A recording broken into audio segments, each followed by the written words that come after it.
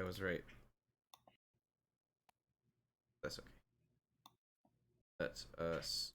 There we go. Okay. Was that? Cool. All right. So, picking up after last week, y'all did some shopping, some minor. Oh my gosh.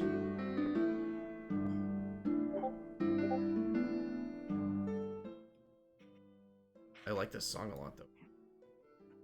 It's five one through five, or Thief 1 through 5. Some dungeons and stuff. Very Yeah, nice. Chief Thief. Okay. Did some shopping. Um, bought some marbles. What was it? Ball bearings. Ball bearings and caltrops and some potions. I think you bought. It's in your inventory. Doesn't really matter. While y'all were going about your day, kind of gathering information and doing maintenance. John approached Matt and basically wanted to test his adventuring prowess to see if he was comfortable kind of entrusting Matt with some useful items, but also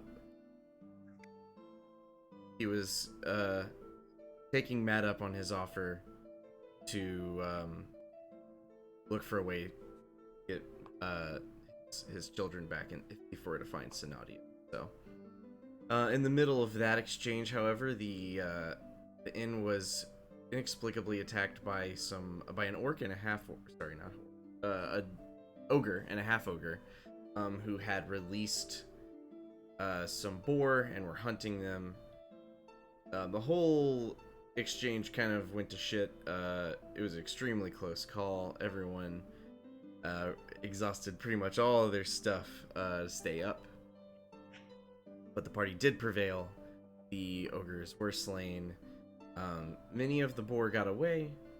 The inn staff kind of spent the next day getting some of their people to see if they could kind of track those boar down so that they could put back in their pens and things like that, where they keep all their livestock. It's gracious.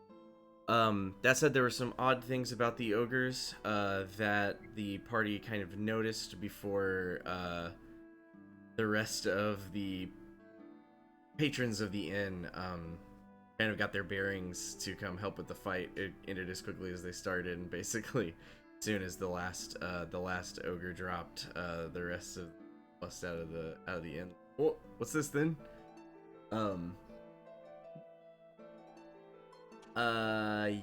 Yeah, I think everyone decided to go ahead and take the rest of the day off, and go ahead and take the next day off to achieve a long rest. During that day, is there anything any of y'all would have liked to have been doing, or Yeah, I really wanted to talk to these dwarves about their craft at brewing, because I find fermenting things into a drink really interesting. Certainly. They'll 100% take you up on that. Is that kind of a skill you want to be developing in your downtime? Yeah, I already know how to use an herbalism kit, so it'd be dope to get like proficient in a brewery kit or brewer's tools or whatever. Mm-hmm. Because that's like kind of the stuff I want to learn how to do. So yeah, I want to talk to them about that. Awesome. Okay, yeah, you spend your day. You walk up, express interest. They enthusiastically kind of show you some of the like, oh, we're working on a brew right now. In fact, we're always working on it, but that's beside. Yeah. So your day off, you kind of start getting acquainted with the process of brewing, which you know way more about than I do in real life. So if you ever want to like lay down the law on how that gets resolved, let me know. There was a thing before the ogres had attacked. Ginrick had mentioned wanting to kind of meet, or y'all had mentioned wanting to meet up with Ginrick, and he was like, "Yeah, lunchtime would we'll get it all squared away. He was meeting with Bavarian, but the ogre kind of attack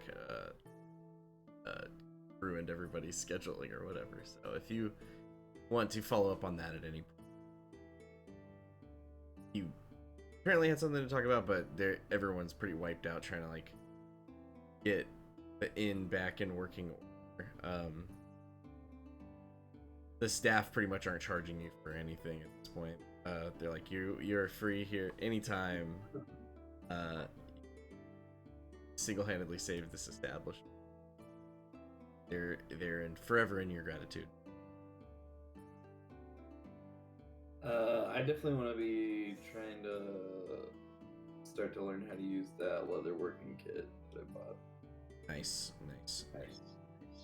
Take note. Yeah, I'd want to work with the weaver's tools because I want to sew that patch on my cape and also fix the Matt's net that got ripped. Yeah. In his little tussle with John. John the shame.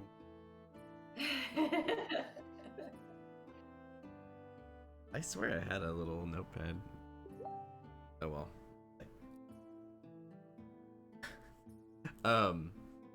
Awesome. So we got.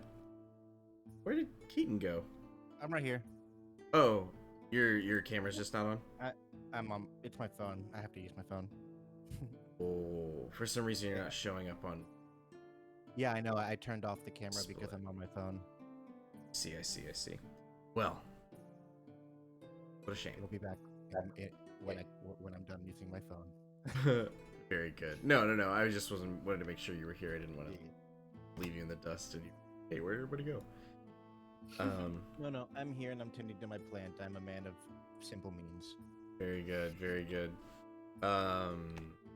Box, leatherwork. If y'all want to roll me some sort of like I don't know, what would that be? What ability score would you tie to kind of like a embroidering or patch sewing? Sleight of hand. Sleight of hand. So like dexterity. Yeah. You don't want to roll me dexterity checks to like intelligence for a learned it's a skill wow. you learn about. Some sort of dex or intelligence. I'm pretty sure Zenithor's guide has like expanded rules about You tool could make use it- as well. You could make it like an intelligent sleight of hand check. something like that. Okay. Yeah. Just go roll. See, let me see what your first attempt looks like here. Okay, I'm gonna just go with sleight of hand first, but it's Dex. Is that okay? So Uh, it's really just a name swap. You would just use your intelligence, and if you're proficient in sleight of hand, you can add your proficiency to it. Yeah. Oh, gotcha. Okay, I am proficient in sleight of hand. Just click that +2. Okay. Ooh.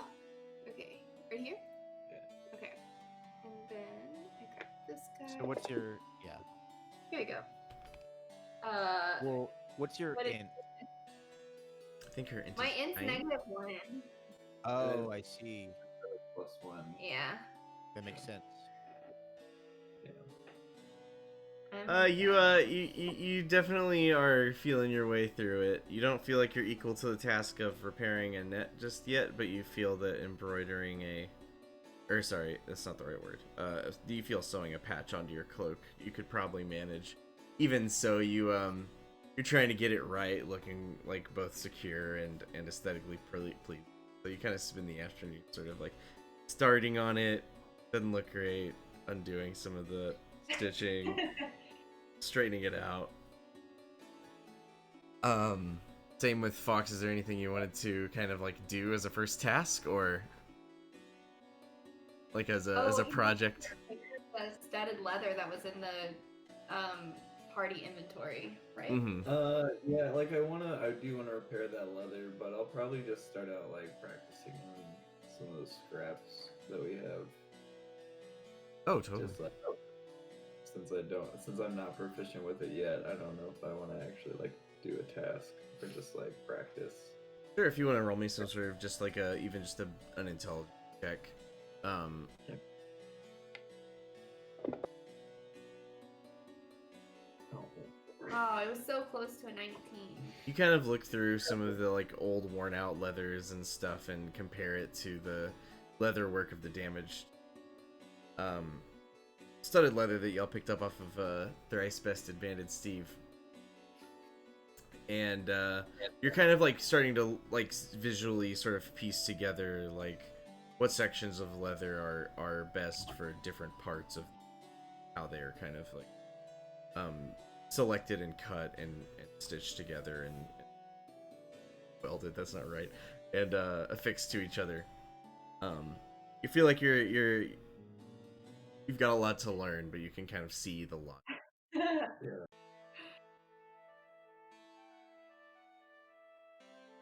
Anything else anybody wanted to do on the day? Can I gamble? I've got a dice set that I mentioned I use. Certainly you can. Gamble with who? You do notice that the patrons aren't the dwarves are still there, and Julia. Oh my gosh, what are you on? Julia, they kind of mention in passing that they're gonna be leaving, and but everyone else is kind of like seems busy. The adventuring group that was with John, they don't seem to be around, at least hanging around idly. The merchants have kind of started packing up their stuff as well after the attack. And the staff are all kind of busy, like trying to like make sure everything is secure again after everything was shoveled for yesterday's events, or I guess.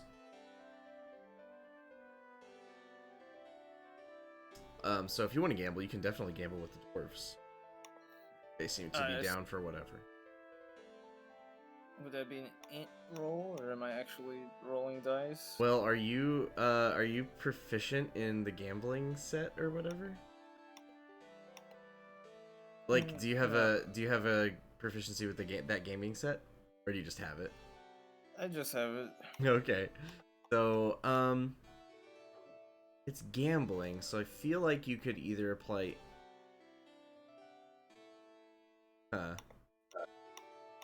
Oh, I have, I think, like a small, like tiny mini game he could try.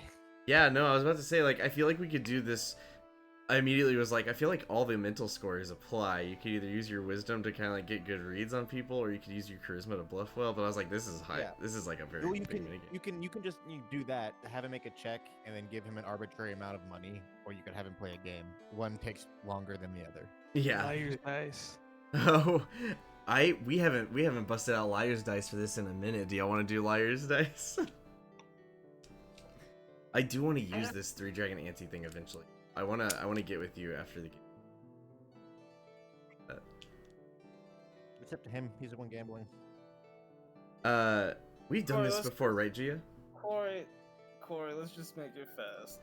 Okay. We have an adventure. I mean, it's up to y'all. You got some days. And waits, he wants fast money. I wasn't sure how in depth you wanted to be, so yeah, you're right.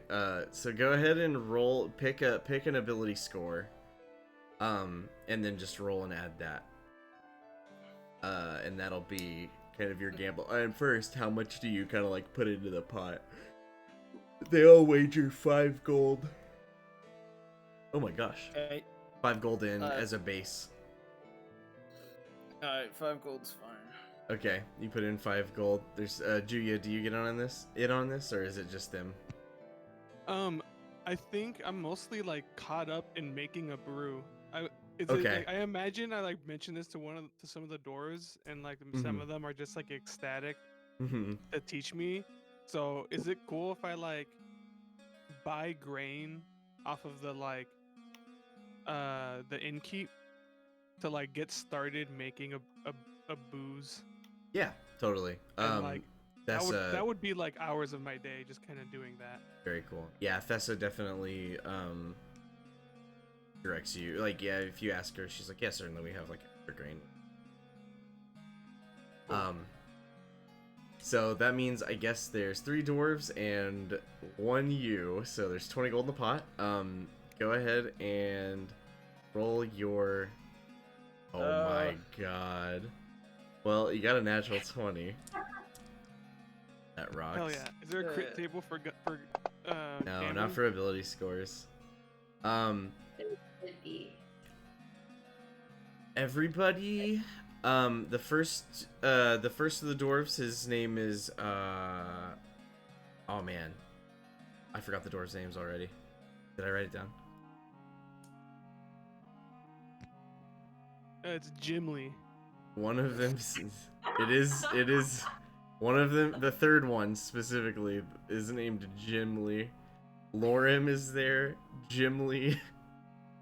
And Wimmer. What a trio.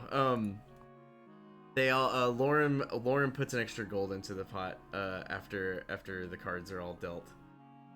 And he raises.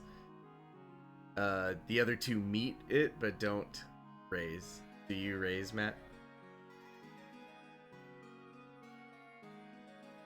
Do you check? No, I fold. I fold. You fold? What? You get a okay. No, with your skill check. Sorry, this matters. So with your skill check, you get a pretty good read. As an intelligence check, you look at your cards. You recognize that you have one of the strongest possible Raise. opening hands. Okay. Yes. Yeah. You raise. They all go in. They no one else wants to raise after you check. So with a pot, I think of 24 gold, you all reveal your hands, and certainly you clean them out. Nice. We can keep going with that if you want. But you just earned 20 gold off of that. One of them's like, oh, I want to go again.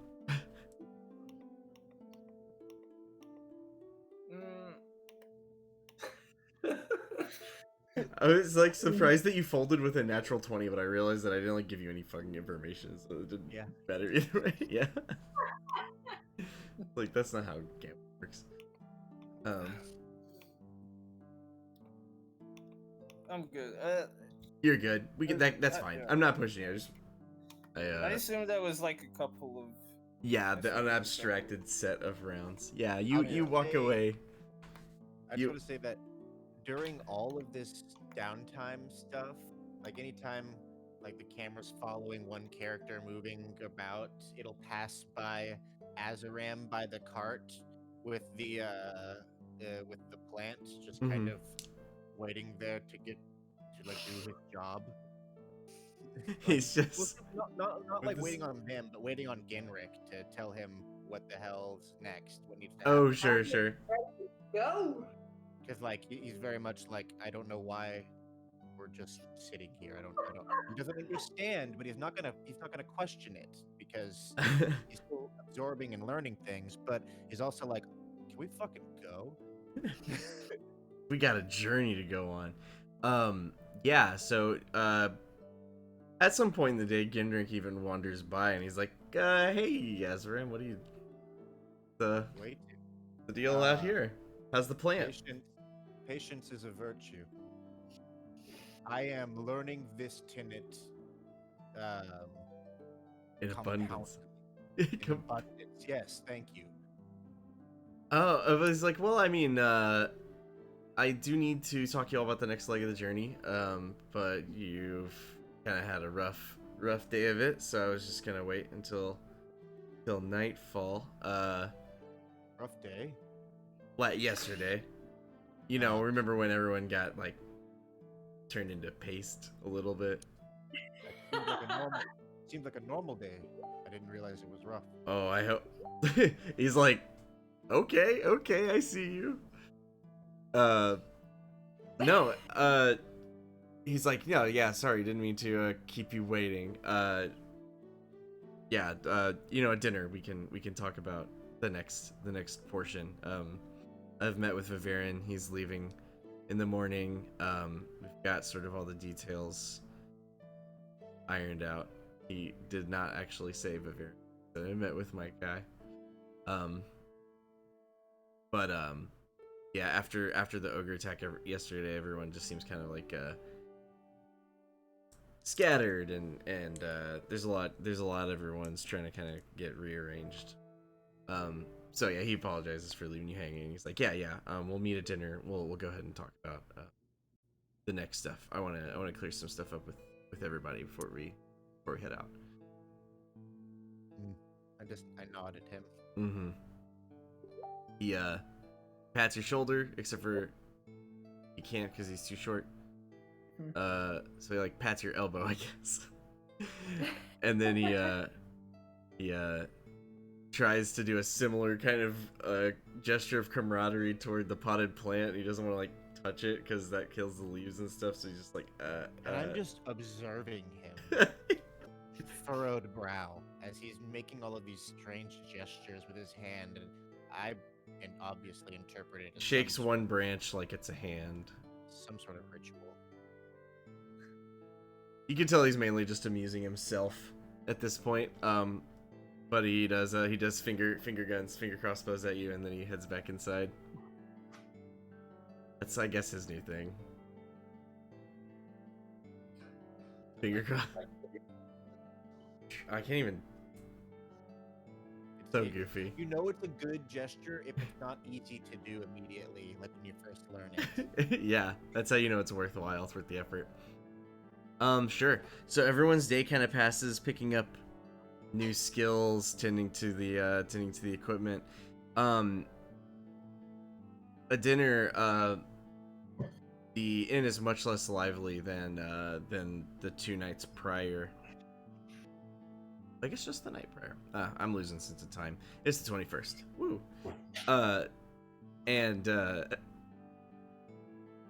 Ginrick kind of meets you all for dinner, unless there's anything anyone wants to do before this. Ginrick meets everybody at dinner and kind of orders everyone some food. And he opens up. He's like, first of all, incredible job with the ogres yesterday. That would have felled lesser adventurers. That was consider yourself established. Reputation, as far as your reputations go, everyone was incredibly impressed with your prowess. But also, yeah, I wanted to. There's a lot that's kind of been more or less kept under like hush hush until everything got settled and I could meet with my guy and flesh out some of the additional details, and I just wanted to make sure everything was more on the level going forward. I owe you all a debt of gratitude, even making it this far, and the rest of the journey I'm certain will only be more demanding, so I wanted to make sure everybody was in. So I'm here. I'm an open book. As long as the subject is not my employer. We can talk in hushed tones about that, but yeah. I know at least a couple of you. Like, I think Fox had some questions or things to ask or discuss. Yeah. I mean, I'm just curious about what the next steps are. Like, what were you guys talking about, and what's the plan? Right. So he says, so remember when y'all were asking how long it would be? And I said, oh, I don't know. And you said, come on, give me a real number. And I said a few months. That's because I don't 100% know. It will be a long journey, but partly because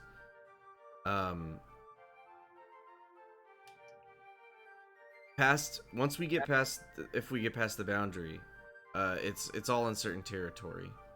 So we don't really know the obstacles that we'll face trying to come back. Though I think we have a good handle on some of the obstacles we face crossing it. And he reaches into his pouch, or his yeah, I guess it's a pouch. It's on his pants where he keeps it's the one that Fox kept trying to like detect magic on and stuff, because it's where he keeps all his important documents. and he pulls out a bunch of parchments and notes and stuff that he's been kind of taking, and he kind of spreads them out. You notice assorted among them there's some kind of personal letters and correspondence, and he's taken, there's like inked notes jotted in the margins and stuff in various spots. But you can see that he's been kind of puzzling over like what it appears to be star charts and calendars and things. Like so basically what we're gonna be attempting here is a kind of a ritual, sort of like teleportation, from what I understand. I dabble in magics myself, but I don't have as robust theoretical understanding as my acquaintance. But he says, from what it's been explained to me, we're essentially we're attempting kind of like an experimental spell here, and I've been kind of like helping collect some of the ingredients, or I don't know if that's even the right word, but he pulls out a letter even, and he's like, so I basically, what we need to do is we need to set up the conditions for the ritual to like meet a set of criteria. One of those criteria is that the ritual needs to be performed during an eclipse. And so he kind of like shows the star charts. It's like, I think the next eclipse is in, and I did a bunch of math with some documents that I found in Saltstar Port to make sure. I'm gonna look it over again just to make sure, but within the next week there's supposed to be an eclipse. And I think I've got the day narrowed down to the 25th. So that's 4 days from now. The other things that I needed were a group of people with a certain set of qualities, and he kind of like lists off like he's like reading from a letter that was written to him. Like, I needed a trickster, a knight, one touched by the gods, a vagrant, and an uncanny, is what this ritual calls for. And he seems kind of embarrassed. He's like, so that's I kind of need to know if you're in or if you're out, because I'm no vagrant. Of course you're not. Of course you're not, buddy. But he says, because I think without you, I don't think this thing's gonna work. But I can't promise what's gonna happen if we try this ritual. And you can tell that a lot of his kind of like anxiety with withholding information has come from like this bit of uncertainty. It's like, I don't want to string y'all along, but to be clear, if you're in, I need to know that you're in now. And if you need me to like sweeten the deal or something, I'm prepared to negotiate that. But this is kind of like the point of no return for me. We've already traveled so far. Yeah, I know, and I paid you for that. I tell him. I just wanted to be upfront. I wanted to be upfront that, you know, like this is a really big commitment as far as adventures go, and there's no guarantee that any of us kind of like come out untouched, just statistically speaking, you know. So I have been on the other side of the no turning back for many years now. My adventure, as you call it, has been going for as long. There's been no break or turning points, being my return to my plane for me. This is just another point on that path. he looks at you kind of like with a go ahead and roll insight check for me, please.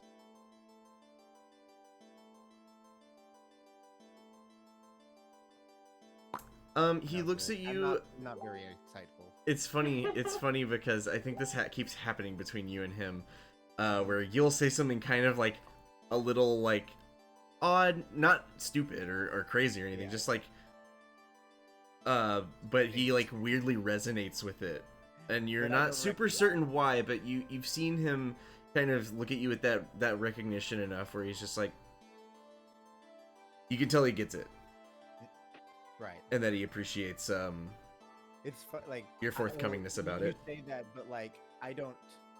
Like Azaram doesn't really think there's anything like to get. You said it very plainly. Yeah. You he looks like reverent of your story, but it's not clear why he would be especially reverent in that way, where it seems like there's like a look of recognition. It's like awesome. He's like genuinely glad to hear from you. Do any of the rest of you have reservations? Sounds like you're all more or less Fox says ready. that he's all the way in, so you might as well just give us the maximum amount that you're prepared to.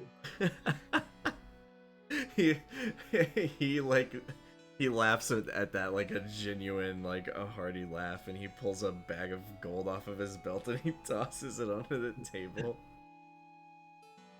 He's like, okay, I appoint you excursion treasurer then. If I was playing any other character, I would have objections to that. So he takes the rest of this as kind of like tacit approval, like that you're in. He's like, yeah, I just because I felt a little off in a way. I felt almost like I was using y'all because I need you for the spell, but I mean, it's not like that, so I just wanted to make sure it was clean. It was clear. It was understood, kind of like what we were getting into here. I didn't want to have kind of any regrets about well, I didn't want any of you to have regrets if we made it to the other side and found ourselves in a lot of trouble we weren't expecting. We are used in the spell, or we cast it as a group. You are not expended in the spell, but components. he says that's kind of the odd thing. In a way, sort of. It's almost what he seems like frustrated even trying to like explain it to himself, because he's like been talking with this mage about theoretical magic all day, trying to make sure he gets it. He's like, basically, Viviran keeps talking about synchronizing, like a synchronicity. So he gave me a list of things that we could do to ensure that when we perform this ritual, we'll end up where we're trying to end up. So, for whatever reason, he sent me a list of I needed to gather people with certain qualities for that to help guide or direct the spell, or anchor our point to wherever we're trying to end up. So it's not that it's going to hurt you or anything. It's that we're kind of like enabling conditions. You know what does that make any sense? He's like not sure if it makes sense to him. No, that's funny, because I was just gonna say, like, you saying that him like trying to like wrap his head around it all day, like the true test of whether or not someone understands something is whether or not that it can explain it to like a layperson, to like, literally anyone. So that's sort of like he's being tested right now at the end of a long day. Yeah, exactly. Yeah. So we're synchronizers, he says, does a little bit of jazz hands. Henry thinks that sounds really cool, and she feels special. He's like, yeah. I am really cool. It's good to someone recognizes that every once in a while. Fox asks if he knows the name of the spell. I think it's brand new. He kind of pulls a bunch out of the notes. He pulls out this really just every inch of the parchment is filled with arcane diagramming and inking and stuff. He's like, here it is. He pulls out a giant spell scroll, and he kind of like, you can see that it does sort of have elements of like a teleportation. Well, I don't know. If you would like to roll a knowledge arcana, you could kind of like suss out what some of the magic looks like, but he kind of like starts gesturing to it, and he's like, this part is for this, and this part is what's gonna open up the gate, and he just he's kind of like just rolling through, and he's like, but as far as an established spell goes, I think it's more or less brand new territory. Yeah, Vivaren has been developing this spell specifically for my journey. I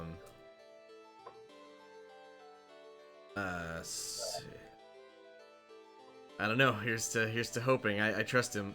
He's an excellent mage. He's very powerful, but it's kind of uncharted territory. So we're a little bit guinea pigs, I guess. Well, if it all fails and we turn out in piles of goop, you know. I'm trying It was to fun. I'm trying to roll an It was arcana fun. check, but it's not. I don't know why it's not going through into the chat.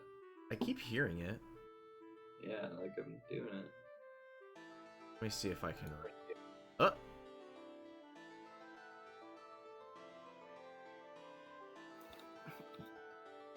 You rolled a 17 the first time. Well, with the 17, you can see that it has Yeah, 21 actually with modifiers. Yeah.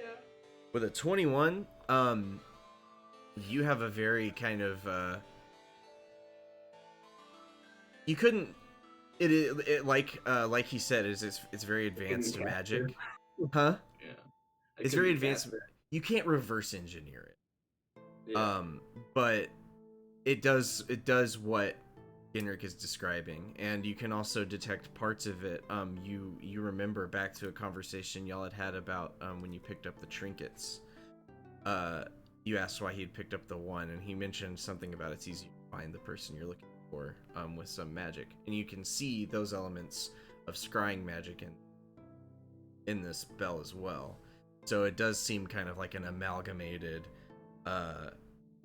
brand spanking new attempt at magic.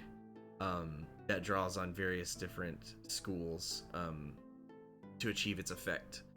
So very experimental, very advanced, but you feel confident with your learning and with that check you just that you're not being like secretly bamboozled into casting a spell that's gonna like turn you all into goop side of Cthulhu guts or something. Sick.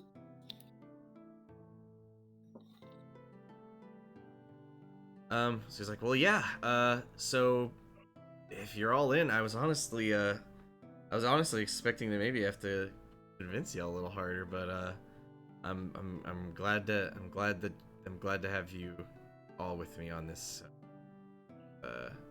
journey here. So if you got any questions, Nowhere, we just almost got like killed by ogres. I think we would have turned back a minute ago if any of us had reservations. he kind of smiles a little bit, and he's like, well, I've known people to turn back for less. And he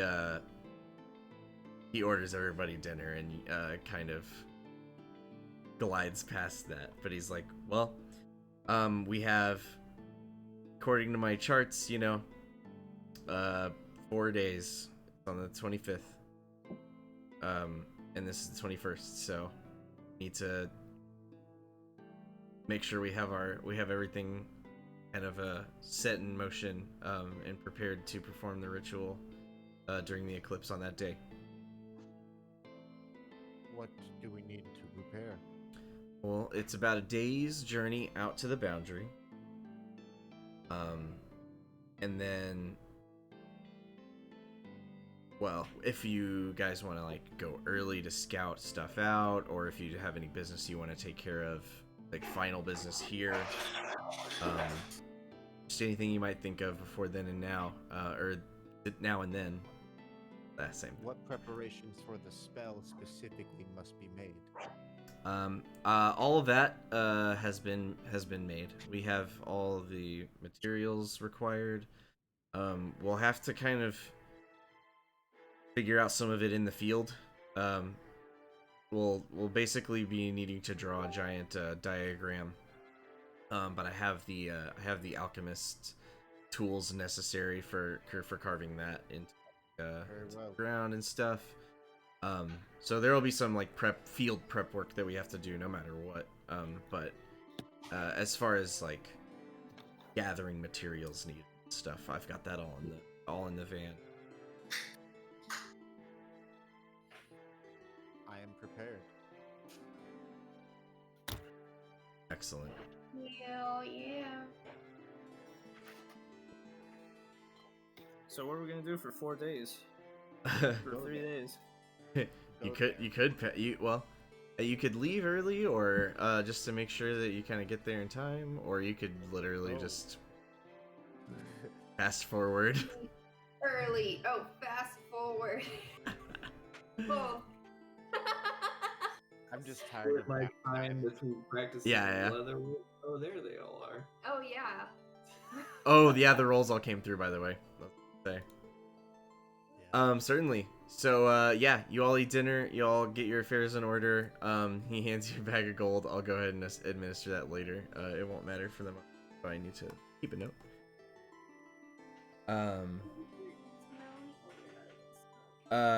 Yeah. So if there's anybody that you guys want to talk to before you leave the inn or anything like that, this will kind of be the last night. The dwarves are leaving. It looks like John's party already left. The merchants are also packing up, and Vivarin is also supposedly leaving, like at the break of dawn. So, other than that, everyone's stuff's all in the thing. Wagon. There we go. The horses are fed. Go ahead and Thinnery, roll me a couple animal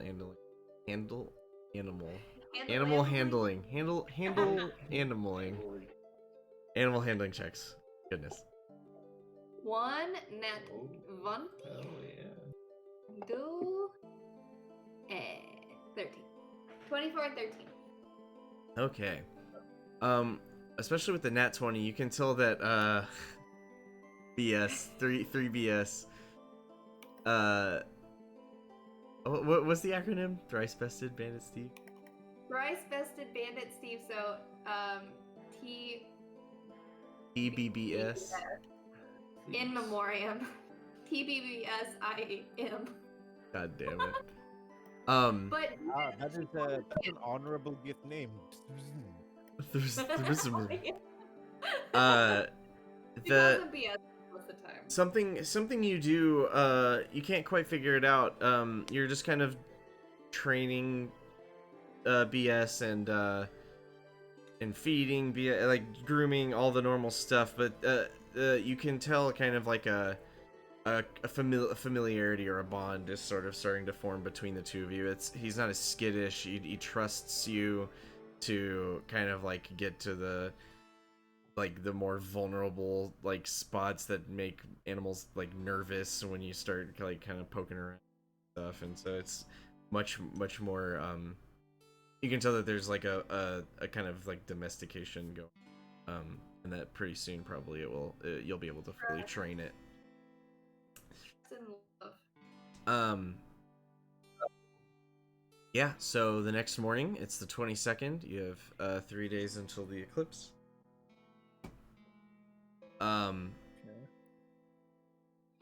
And you can certainly... Oh, I probably should do...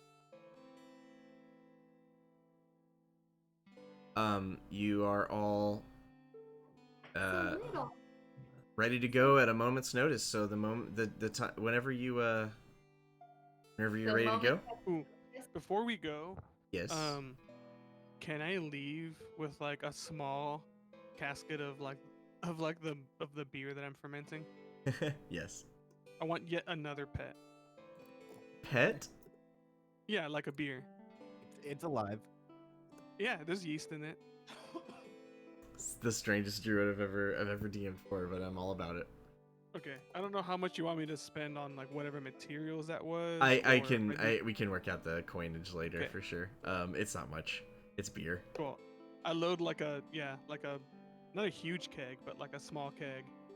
Mhm. Like a smaller keg, like a 5-gallon keg. Onto the cart, or what's it called, our wagon, and give it a nice slap. Give it a nice slap.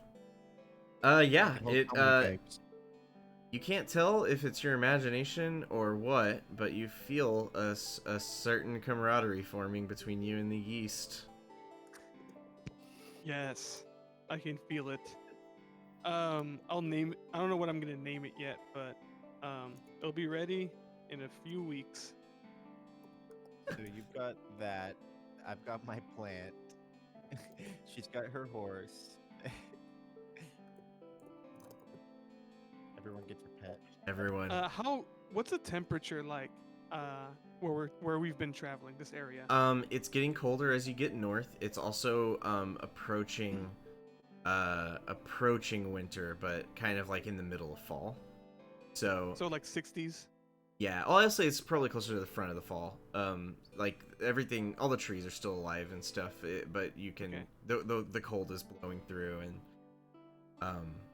Okay, it's gonna be an ale then. Oh, nice. Is that like a thing? Yeah, lagers are made in refrigeration or just cold weather. That's just something Julia just learned, not information I have.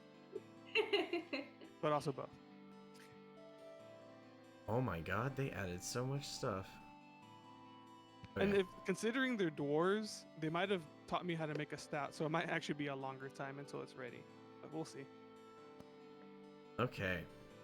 Yeah. So this is what I wanted to kind of try really quick.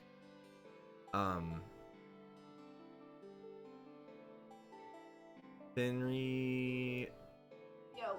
I'm going to try to give you control over the token, so that everybody. Hi. Nope. Not yet. Not yet. Okay. Ian wants to try with the. Nope. Not yet. What if I do? God dang it. Where does it say ownership? Is that in the character screen? It must. Oh, hold up. I think I'm figuring.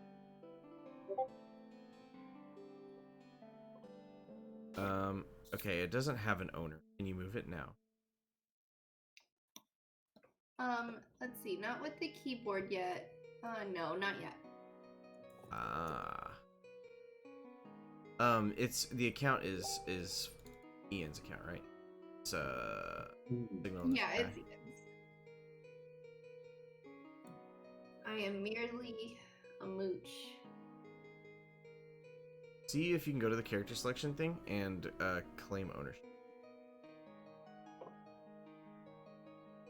Hey, Now does it work? should.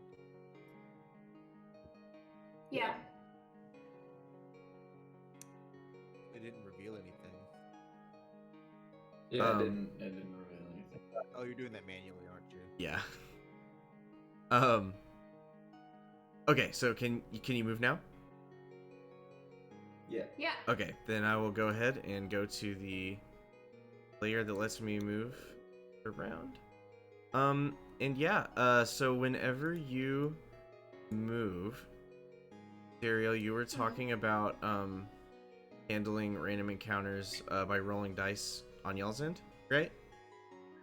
Yeah, I'm down. Are you comfortable being the person rolling the encounter die? Yeah, we can take turns too, but I can do the first one. Cool beans. Mechanics hidden from us. Yeah, I mean I have tables that I hand wrote for this stuff. So what do I roll? I'm using 2d10. Okay, so that's what I'm rolling. How many hexes does everyone roll? Every hex I move, or? Yeah, every hex the party moves, is a check for an encounter, and you get 4 a day. Well, yeah, 4 a day at a And normal. it's 2d10 to determine whether or not an encounter happens. Yes. Okay.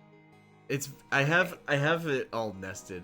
Do you want to go south? Oh, so again to reorient. The journey to the boundary is to the north.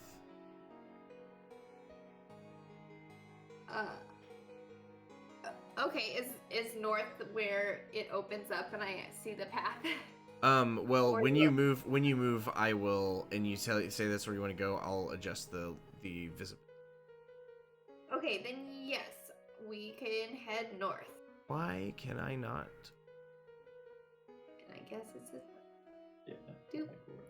Okay, I went as far as I can go, but it won't let me go past the screen boundary of what's visible. That's so bizarre. You're at the edge of what's visible for y'all. Yes, That and if I try to move forward, it does not go anywhere. so weird. Okay, I'm trying to figure out why that might. Weird. I saw you move the character earlier.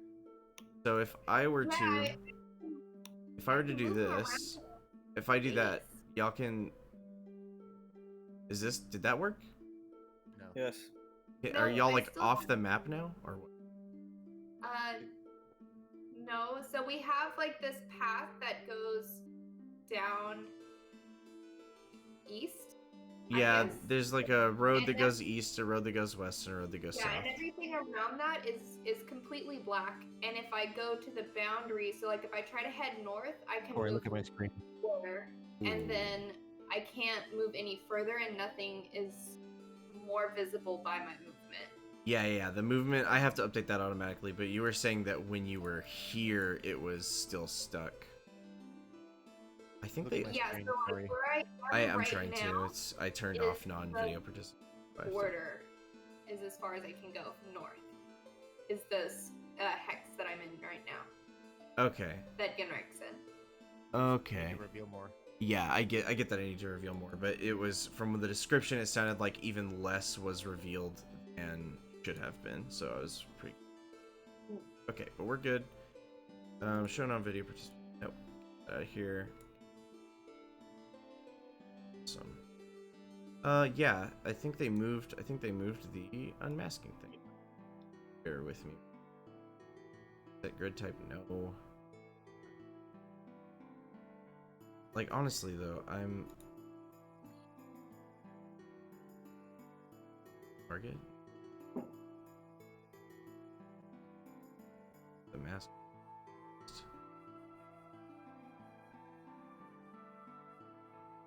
I have no clue where they put the fog of war. It's different now. Fuck me. Whatever. Is the visual of the map essential? Not really. I'm going in to turn it off right now. Yeah, I can just manage it. You go north. And Gia rolled a 12, which does not trigger an encounter. So, you can go ask off. Say heal area. There we go. What in the actual fuck? There we go. Awesome.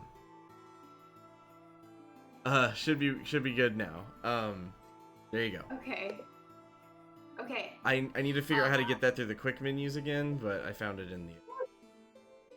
Okay, there's a little bit of a delay, but perfect. I can move forward, so Awesome. we keep going north. Very good.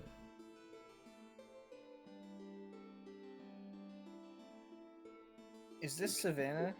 It's kind of grasslands. I put a filter over it to make it look like parchment, but it's just I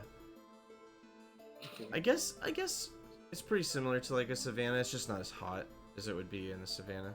So you could roll a second encounter for the day.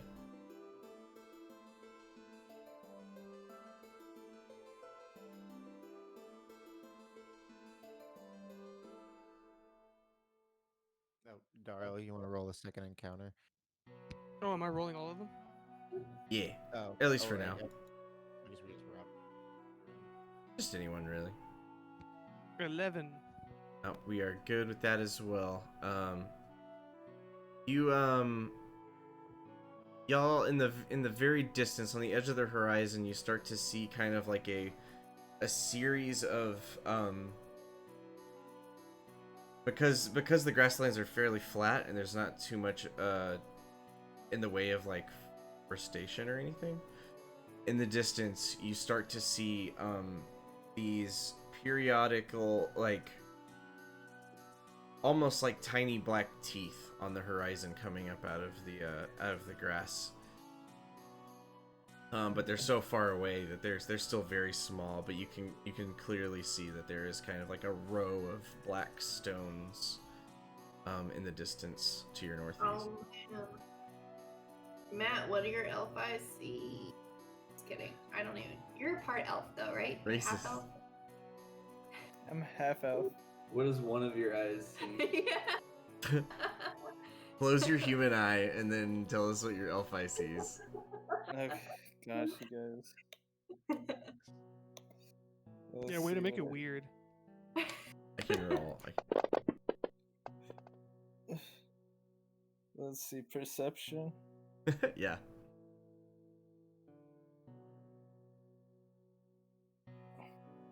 Keaton, you're frozen and your face looks very, very surprised. I'm sorry. I'm realizing there's no upper limit on the amount you can zoom in, and I'm trying to look in closer and closer to see that it actually is still zooming in. Oh my god, on the map? Yeah. Through the tool? I can't believe that it lets you do that. But I just did it just as soon as you said that. Boy. Matt, Wow. as you all proceed north. This. As you proceed north, you come up and you get closer and closer. You can see that they're very clearly, they are kind of like not obsidian, but like very dark colored stone. I guess obelisks, not quite as tall as a person, but pretty tall, and they are in even increments. Throughout the field, Thinry, as you get closer, and Matt describes what he's seeing, you recall the dream you had about a week ago. Fuck yeah, waystones. Yeah, these are the waystones that people keep referring to at the edge of the boundary. So, you basically can come right up to the end of it by the end of the day. Nice. Yeah, I went ahead with Matt's perception and my own remembrance. I moved another hex forward to the north, and it looks like I'm on a boundary now. Mm-hmm. Yeah, the grayed out tiles, the featureless ones, are the boundary. Ginner kind of like gets out when you all arrive. He's like, okay, well here's what it looks like. Do you all want to? Well, he seems to be like checking the individual waystones and cross-referencing his map. And he's like looking at them, trying to read the glyphs that you can kind of see are carved into the smooth surfaces of the stones. And he's kind of like comparing to the notes and comparing to the stone. He's like, no, it's all right. And he kind of like looks one by one. And that seems to be what he does when he stops when y'all get to the edge of the boundary. You technically have one more square you can move, or one more hex you can move today, if you were so inclined. But Matt seems to, Ginrick seems to be trying to identify a good spot or a good way that these stones are supposed to be, something of that nature. Yeah, I'm down to be respectful of Genrick's studies Mm-hmm. and kind of take a moment. Yeah, if anyone wants to like help him figure out what certainly could happen. What should we roll to assist? If you wanted to just kind of like investigate or something. He'll kind of explain. He'll if you get out to try and help, he kind of shows you the scroll, and you can see that for one thing, the kind of the diagram, the circle that it draws, has two sort of like prongs that seem to be pointed outward like that, and he keeps like lining up the diagram of this spell he's supposed to draw out, this ritual circle he's supposed to draw out, and kind of like putting them in between two stones and like referencing the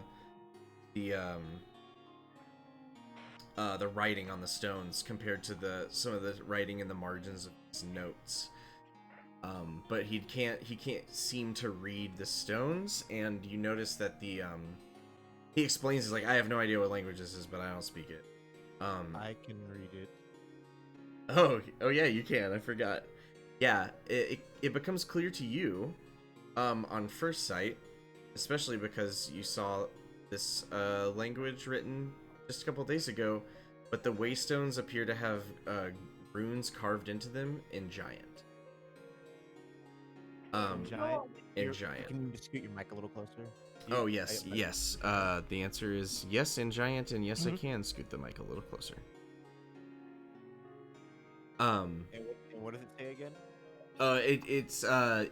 It's more like, it doesn't appear to have like a syntax or anything. It's almost like each base of these stones like will have a prominent glyph on it with some etchings around them.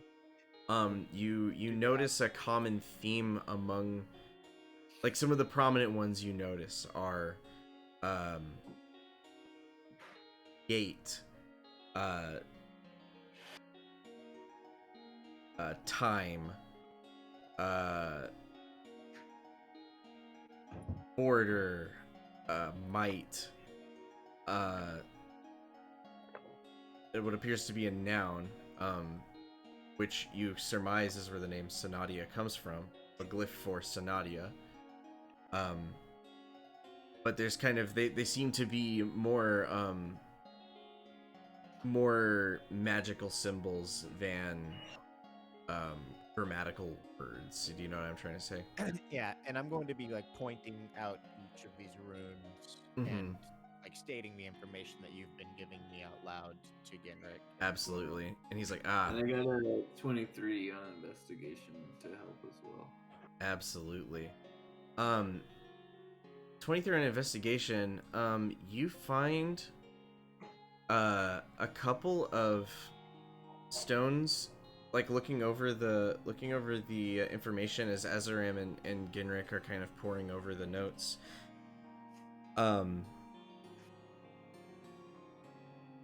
You're like following along, you're noticing the patterns, you're kind of like going back and forth, and you notice a couple of waystones that appear to have like the necessary different glyphs that he's on either side of the diagram, and you kind of like point it out. But as well, you notice that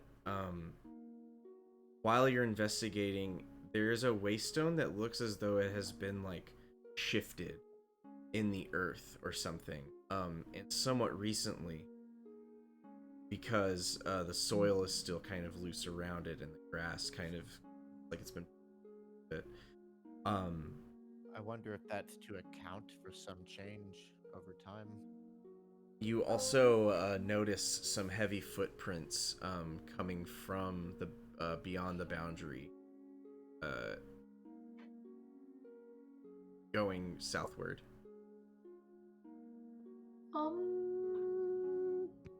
Does the shifted stone look like it's out of place? Like, are they all in like a separate kind of order? But that one, the shifted one, is like Survival.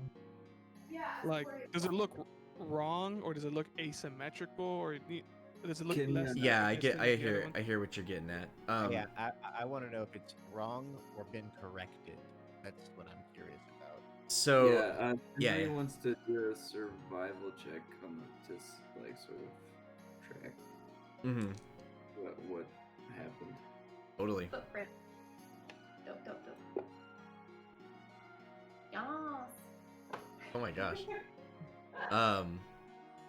So Thinry and Fox are kind of doing some tracking. You notice that there seems to be 2 sets of heavy footprints. Though the footprints themselves are bipedal and very large. To answer Juya and Azaram's question about the out of place stone, it does seem to have been tampered with intentionally, and carefully. But the stones themselves kind of have an odd asymmetrical quality to them all by themselves. They kind of look as though there were stones that were picked for their rough shape and then smoothed out. So the planes themselves are kind of like organically fitted together. There's not like they're not platonic solids, do you know what I'm saying? They're not like pyramids or something. They're like uneven. Like any 2 stones will have different number of total sides at the base, and some of those sides taper off it. But within that kind of organic shape, they have been smoothed out and made to accommodate these glyphs. That said, because there is sort of like a general asymmetric feel, it's hard to tell if there is a pattern being broken or being corrected. But what you can tell is that whatever moved it carefully and then reset it in such a way that it was stable again. Right. I will be right back. I want to find the giant.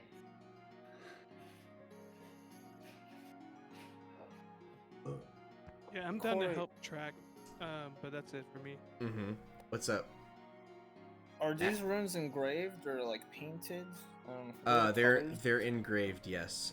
They're carved, they're like chiseled out, and then there is kind of like a pigmentation along the inner lining of the engraved symbol.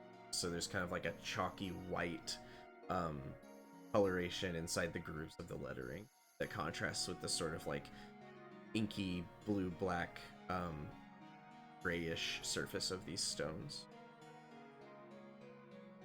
Is the color the same on all the runes? Mm-hmm. Okay. An inky white. Okay.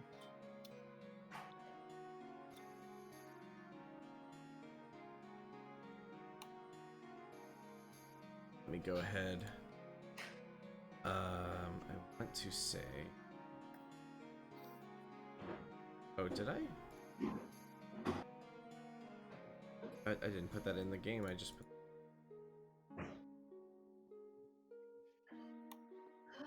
It makes me so hungry. What makes you hungry? D&D. I got Oh. big D&D. I'm right there with. This...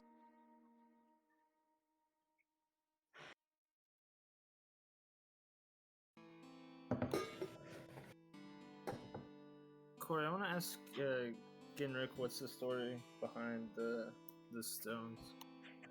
The stones? Oh, he's like, well, the stones are kind of the mystery that that Vivarin's been working to puzzle out. They're clearly of ancient magical origin, but the specifics, there's no reliable history to work with. So he's sort of the preeminent scholar on this topic, but you know, being that most people don't take it too seriously, he has to kind of maintain sort of a certain kind of distance from treating it as too real. That said, he's been studying these waystones for a long time, and that's actually why and how I got in touch with him the last time I tried to make this journey. We kind of ran into him gathering information to try and make it the first time. They have something to do with why people don't make it back, and why people can't seem to find Sonottia. They seem to obscure Sonottia from ordinary travel somehow. Henry proposes that we track and follow the very large footprints and then find out about the waystones from the people who moved the waystones. What'd you say? The survival check you roll really high. You see that the footprints appear to travel in a kind of meandering way, sort of to the southeast. That said, give me an intelligence check. Why? Just kidding.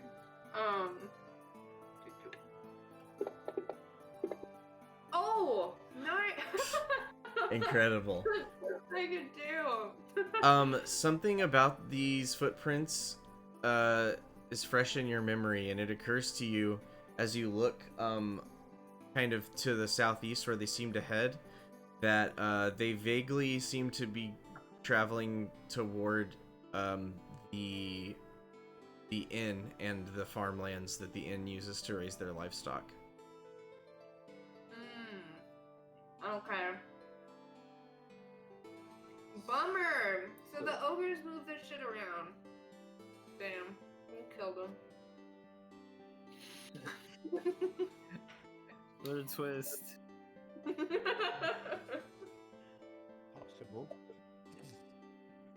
Possible.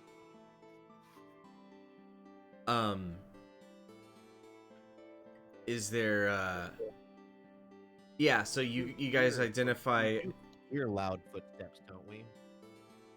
Huh? You said we heard loud footsteps. No, earlier, right? you saw heavy footprints. Got it. That said, it's getting pretty late, and Genrick, after y'all kind of identified all that stuff, Genrick is more or less content to start setting up camp and starts doing so. He kind of makes it clear, he's like, yeah, I mean, we can speak openly at this point, you know, we're kind of out here by ourselves, so if you want to kind of cross-reference my notes or ask me anything that's going on here.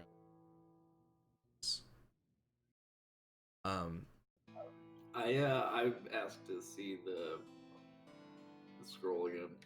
Yeah, totally. He says, like, be like super duper careful with it. he rolls it up, and he carries it in a really nice call it like a tube made specifically to house scrolls. And he kind of like Scroll holder. a scroller.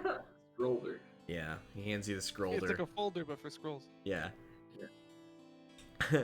He hands you the scroller, and he seems like he's just like reverently, like. I like be real careful. Just trace his nose very lightly. I'm like, don't worry. Like, don't fuck with me, man.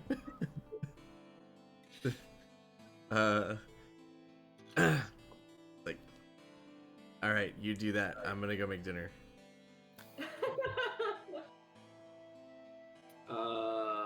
Do you want another Arcana check, or? Oh, it depends what you're trying to do with it. What do you even want with it? Well, just to see if there's anything here to help us figure out what's going on with this. Yeah, you did a pretty good check earlier, so I'm gonna just say that you're good. As you sit and study it,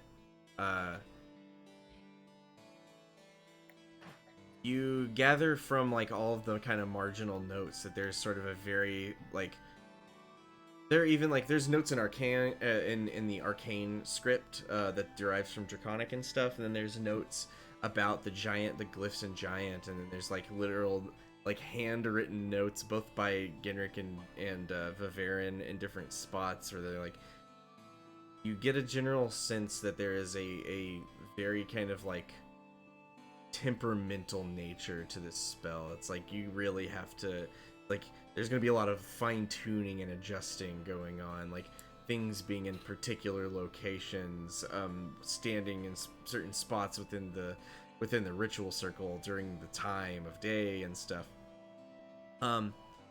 That said, you do notice that there is a minor what's the word I'm looking for? Calculation error in some of Ginrick's like astrological charts, and that the eclipse is probably not going to happen on the 25th, but in the afternoon of the 24th. So you have one less day, even thought. So it's a good thing that you checked it out. Definitely share that with everybody. Yeah. Word. I do it. I tell Kenrick first. Yeah, he's like, he like looks it over and he's like, oh god, I need to drink less. He like thanks you gratuitously. Like, I would have never. I thought I had checked these numbers a million times, but he like as soon as you point it out, he sees it really quickly. He's like, oh, gee. Pulls out like his little ink or whatever, and he crosses it out and he like circles different stuff. Like, well, we would have noticed. We would have noticed when the sun went dark, I guess, right? I was just gonna say that we would have noticed eventually. Yeah. Math don't add up. Yeah. So he's very grateful that you have identified that detail. Was there anything else that you were curious to kind of like dive deep in on this? Anything you're kind of looking to get a sense of?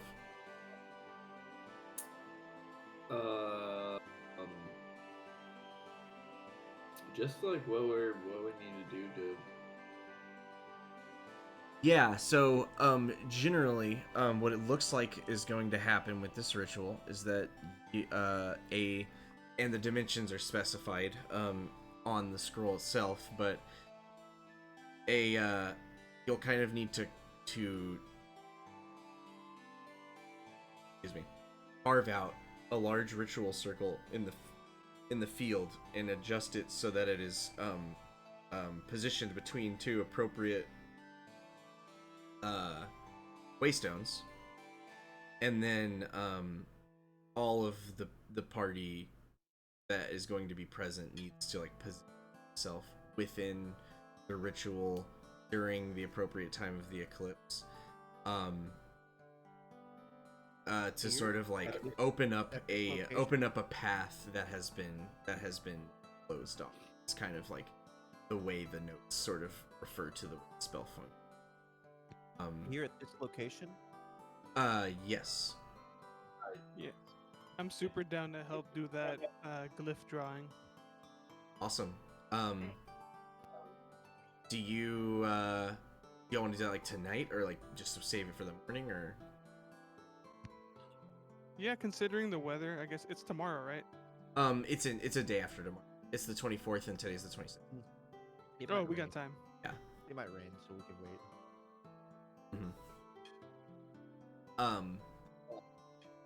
Yeah, cool. Other than that, I mean, you can all certainly pack it in for the night and take a little bit of a rest. An overnight short rest. Yeah. Though nothing happened, so you won't necessarily need it. It's more just like a fast forward to the morning type thing. You all kind of have dinner. Did y'all name the plant? Did y'all name the fashberry bush?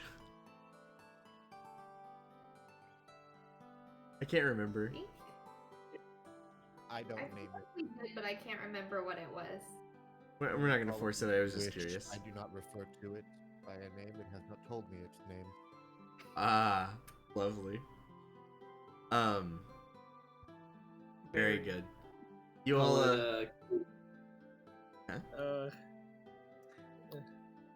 Called Kate the Bush. Oh no. Yes, Katie. I'll let y'all sit on that and see if that's what you really want. No, unless there's something specific you want to investigate about sort of the ritual and everything. You all go to sleep and have a full uninterrupted night's rest. Though, as you all take your watches, you're kind of looking into the distance, kind of like making sure nothing comes up on you in the night.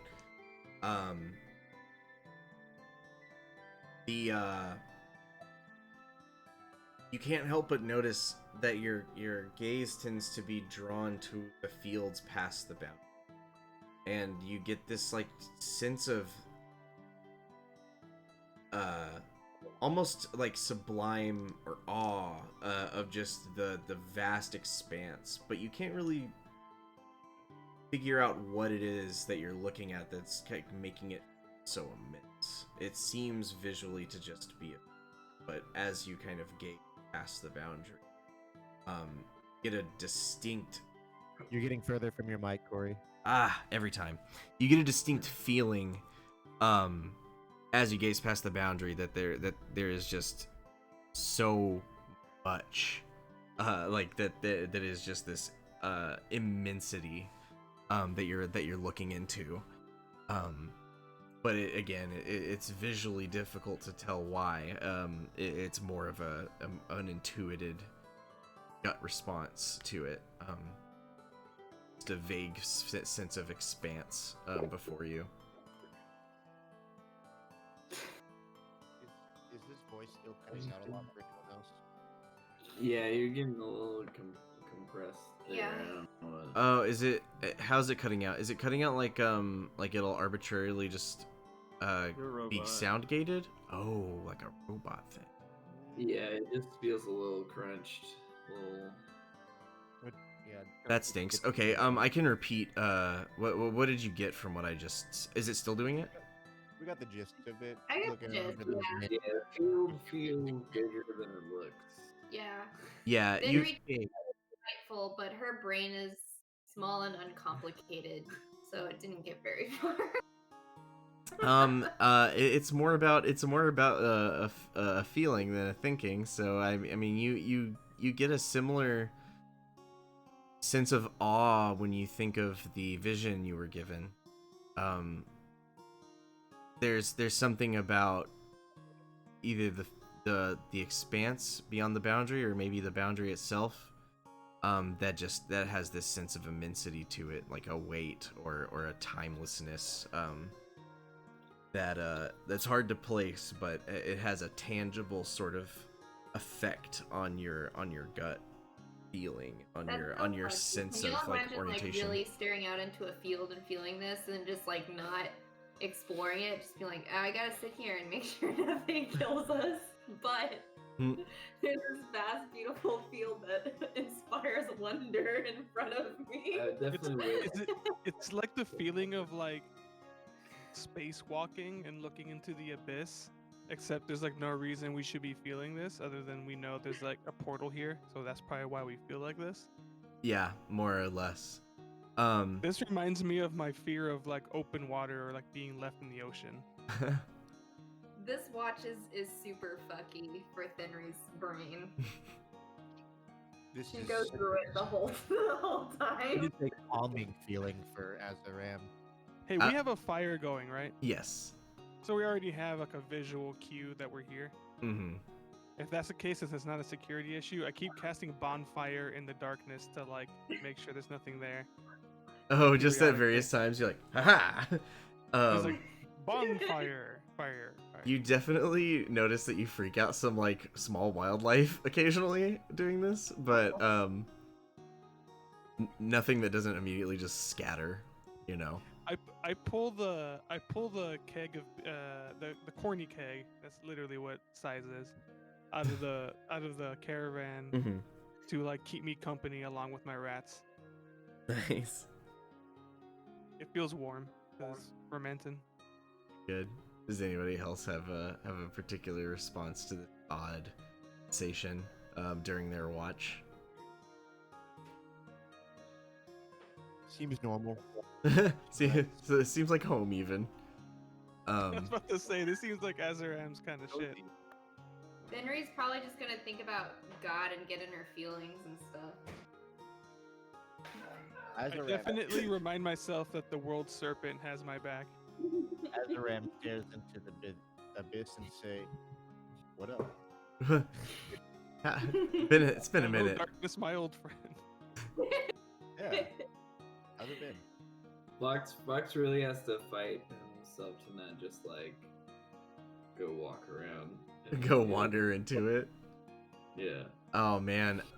Side note, not D&D related. Have y'all seen that Werner Herzog documentary about like the penguins and stuff or whatever? And there's a section where it follows like, and this penguin wanders away from the colony, and it's just like walking. He's just describing how this penguin knows it's not going to the ocean. It's not lost. It is intentionally walking to the middle of the continent where it will starve and die.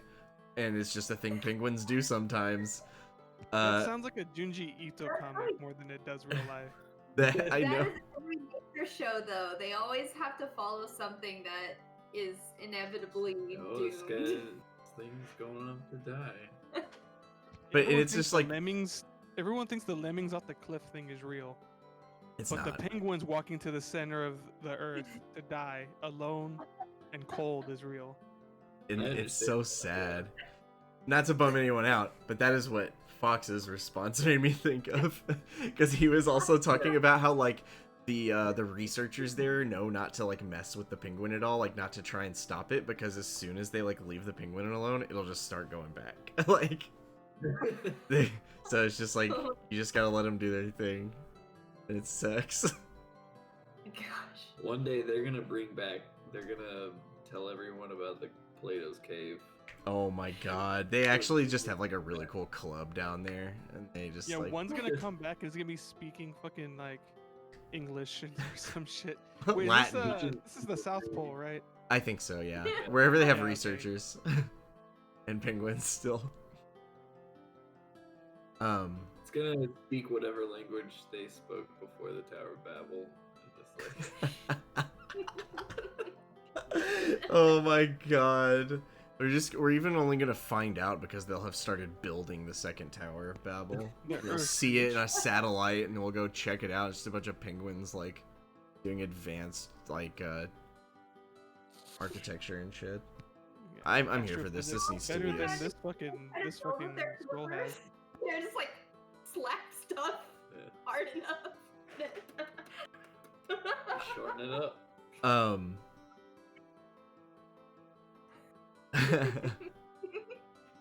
Yeah, So that's- yeah, the that's what- bleak So- vastness is freaking us out. Goes. the penguin abyss side note, tied that one up in a neat little bow. You don't see a Tower of Babel off in the distance, but you probably Fox feel that it wouldn't be the best idea to go wandering I around. know it's out there. Yeah. you know in your heart. Find it somewhere. By the time the morning comes, you've all kind of had some time being on watch, so you all kind of like got the same similar sensation looking out to it.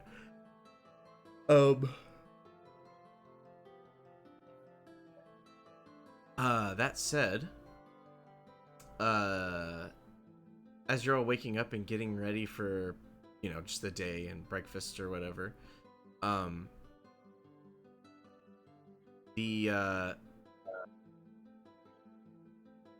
you see in the distance someone or something wandering out of the boundary.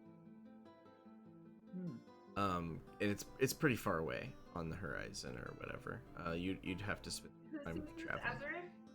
This is everybody. Everybody's awake now. Everybody, okay, sorry. This is in the morning. In the morning.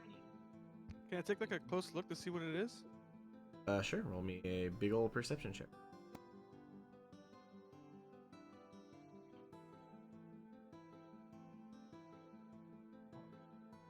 16.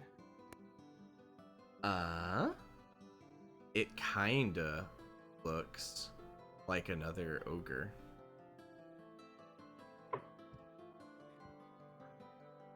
I tell everybody that our problems are not ogre. Oh, good. That means it's not an ogre. By the contrary. I take the time to explain wordplay to you now. A beginner's side, as that's the same level I'm at. And whenever you give like the beginner's guide, I'm like, oh, I think that was bad word. I laugh my ass off. No, it was perfect. It was absolutely perfect. Was it splendid? I would have said, I'm so ogre this. Oh, that's good. You're picking Yeah. it up. Hey. Yeah. Yenrik is eating breakfast and just kind of like watching and listening to you from afar, from like across the campsite. He's just so curious about these interactions that y'all have. Huh? So he knows it's ogre coming. Yeah, he's aware. But he's about as interested in it as y'all seem to be at the moment. Is it not coming at us? It's just like wandering. It's wandering, yeah. Was it just lumbering? You Is it haven't. just, like, It drunk hasn't. in a field. It hasn't seemed to notice you. Oh, But yeah, it is kind of odd that it's out here. is it in the middle of that circle? No. Weird. Does anybody speak giant? I think only Azaram can read giant, and I think that's all we got. Yeah. Between all of us, none of us speak giant. For some reason, I speak Common, Gift, Celestial, and Deep Speech. I hope that comes into play sometime. Let's go to the Underdark. All I've got is draconic and druidic in common. Yeah, common, celestial, and deep speech. I'm ready to grab some mind Also- flayer. But I know infernal and undercommon. Y'all took all the Alright. demon languages because I've been using demons so much in my other campaigns, but haha. We don't even have dwarven between us all. That's so true. Y'all speak these like y'all went to like prep school and learned how to speak Latin. And then which you all was like super useless, by the way, from real life My experience. languages are practical. Celestial, I was gifted by my boot. Common and Gift, and my basic tongue. The Deep That's Speech, true. You went to normal school and learned Latin, but that's because you were in an ancient like Latin speaking country, and now you're just due to no fault of We your lived in own. a Star Trek world where it was still Rome. Yeah. Oh my god. You had a practical set of skills, but then, fate decided to take those away from you. I was on my way to be a Zerth. Is that the name for like a priest of Zerthamon? Yeah, a Zerth is like a pretty high up gift, Gizzerai. Interesting. I'm learning so much. Yeah, no, it just seems to be wandering away, and from what you can tell, it seems to be wandering from out of the north, aka the Expanse or the boundary. But The north. Oh, that thing will probably head down to the inn, like the others. Ginrick says that's an interesting point. we could set a trap that scares it, so it just turns around and goes back. Or something. Try and charm it. Yeah, that's a good trap. That's a brain trap. I mean, well, okay. Is an ogre Speak to it. is an ogre a humanoid? I believe so. Let me see. They might be giant typed. But giants are humanoid, aren't they? I am not certain. Giants are giants. Yeah, I bet. I Oh. thought they might be their own thing. Yeah, they are their own thing. Does charm only work on humanoids? Yeah, that's what charm charm- thing. Yeah, charm person is humanoids. Could you minor illusion just like something in its way so it can't keep going? Just keep putting a wall and keep putting it out of its reach. Oh my god, this reminds me of like when you have like a bug or an ant and you like put a piece of paper in front of where you don't want it to go, so like turns around and you put it in front of it Or when you it could turns slide around. a finger across in front of it, and it'll turn away from the oil on your skin that's left on the ground. No, really? Well, you're breaking the scent line that they're following with your scent, and they'll like if you just do that in between a line of ants, you'll see it kind of break, kind of go around where you touch. No shit, I had no clue. That is That is good and eclectic. Yeah. They follow smell and they count their steps from the colony. These things Man. are smarter than me. What the? Ants have a consciousness. People I, just... this is off subject, but people have done tests where they put stilts on ant legs and they overshot the colony by however much taller they were. Oh no way! Yeah. What? This is like gonna come back as like knowledge in that you'll need in D&D at some point. I'm gonna find like Thrycreen or whatever those ant people are called. Yeah. Yeah, Thrycreen. Yeah. Yeah, I don't know. Just maybe. Someone should learn how to speak ant. No, I'm kidding. I probably won't do that. Yeah, no. Do you want to do anything about this giant? We could trap it and kill it so it doesn't hurt anyone. Foul creature. Henry honestly suggested just like trying to put something magical in its way to make it head any other direction than towards the inn without physical altercation. I will make a 5-foot-tall wall. So I have to do this from at least 30 feet away. So I want to try and sneak up. Is this kind of like uneven terrain, or is it flat? It's pretty flat. That said, that it is grasslands. A lot of the grass is pretty tall. It's pretty far away. It'd take a few minutes of if Henry went with to catch up to it, but you think Grand you could advantage? maybe manage to sneak up on it. Don't know. What's up? What? What were you asking? Okay, do this. I'm gonna turn around to Henry. Okay, I think I can predict how what I'm going to do is going to go. A very comical scene of me presenting a wall to an ogre in a field over and over again. You turn around and what would scare an ogre? To turn around and run away. A reflection of itself. Can you make a mirror? I'm having flashbacks to when Gimbal made a. Image of a 5-foot-tall ogre. That's shorter than a normal ogre. Astonish him. I tell you that you do the bottom half, and I'll do the top half, and we can do a 10-foot ogre. And Fenrir will guide you so you can sneak and stealth with advantage. Oh my I god. don't think it's going to work the way we want it to, but I want to see how it Well, works. it's going to work This is perfectly. perfect. Azaram, can you make me an intelligence check? Do I need to?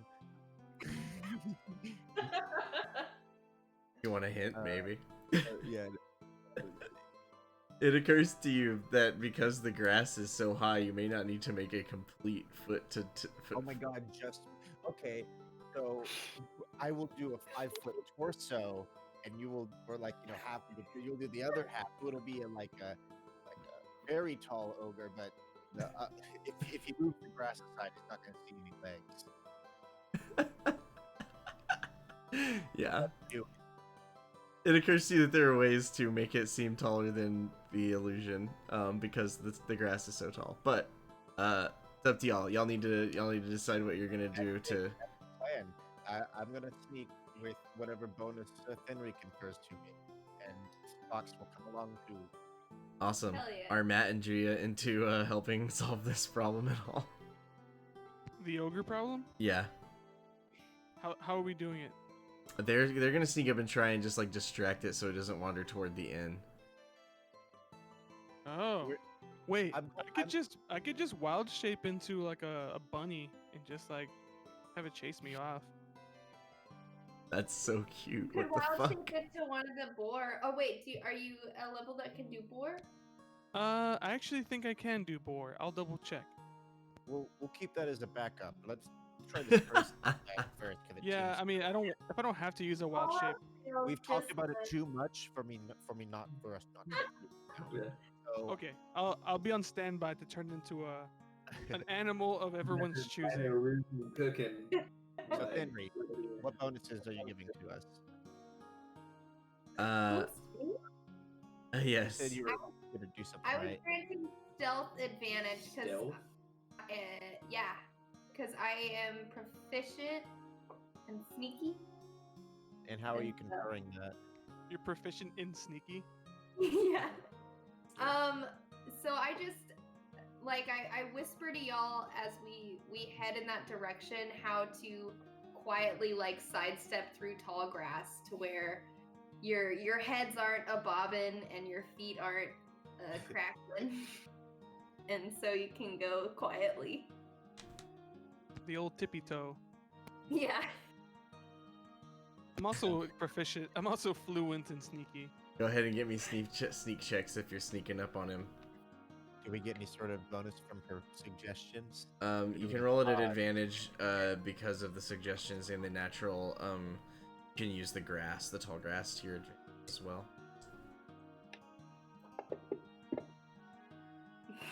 Oh,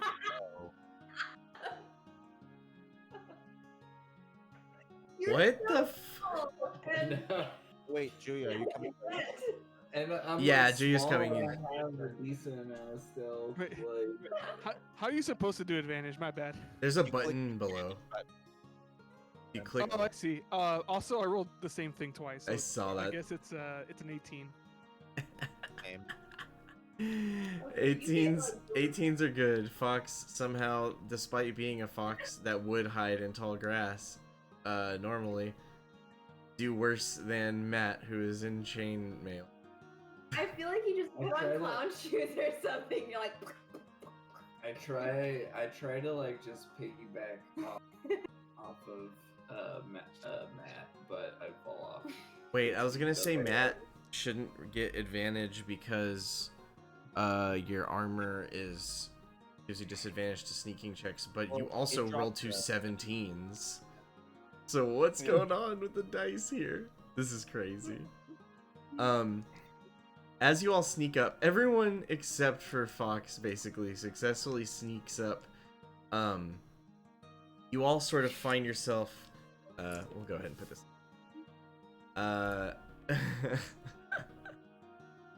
Okay, cool. Oops.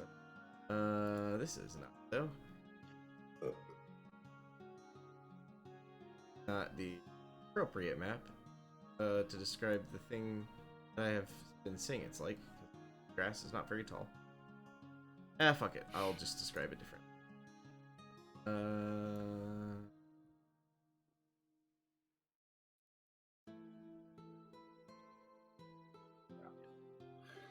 And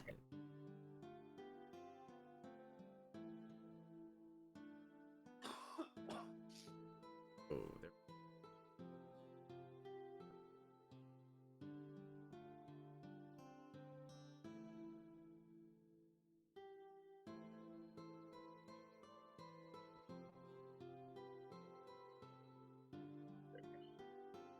Very.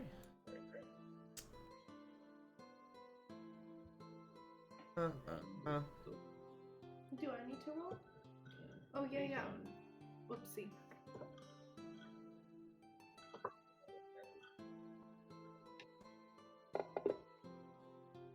There you go. Does everybody see this? No. Oh, I still just see the original map. Are we there. good? Shit. There we go. Oh, there it is.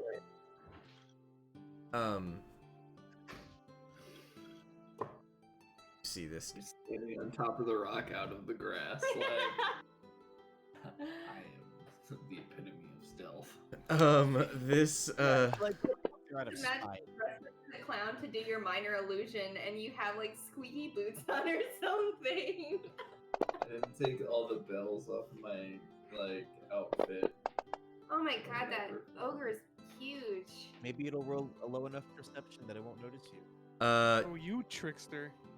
you distinctly notice that you are not hidden. and yet the ogre did not manage to notice even you sneaking up.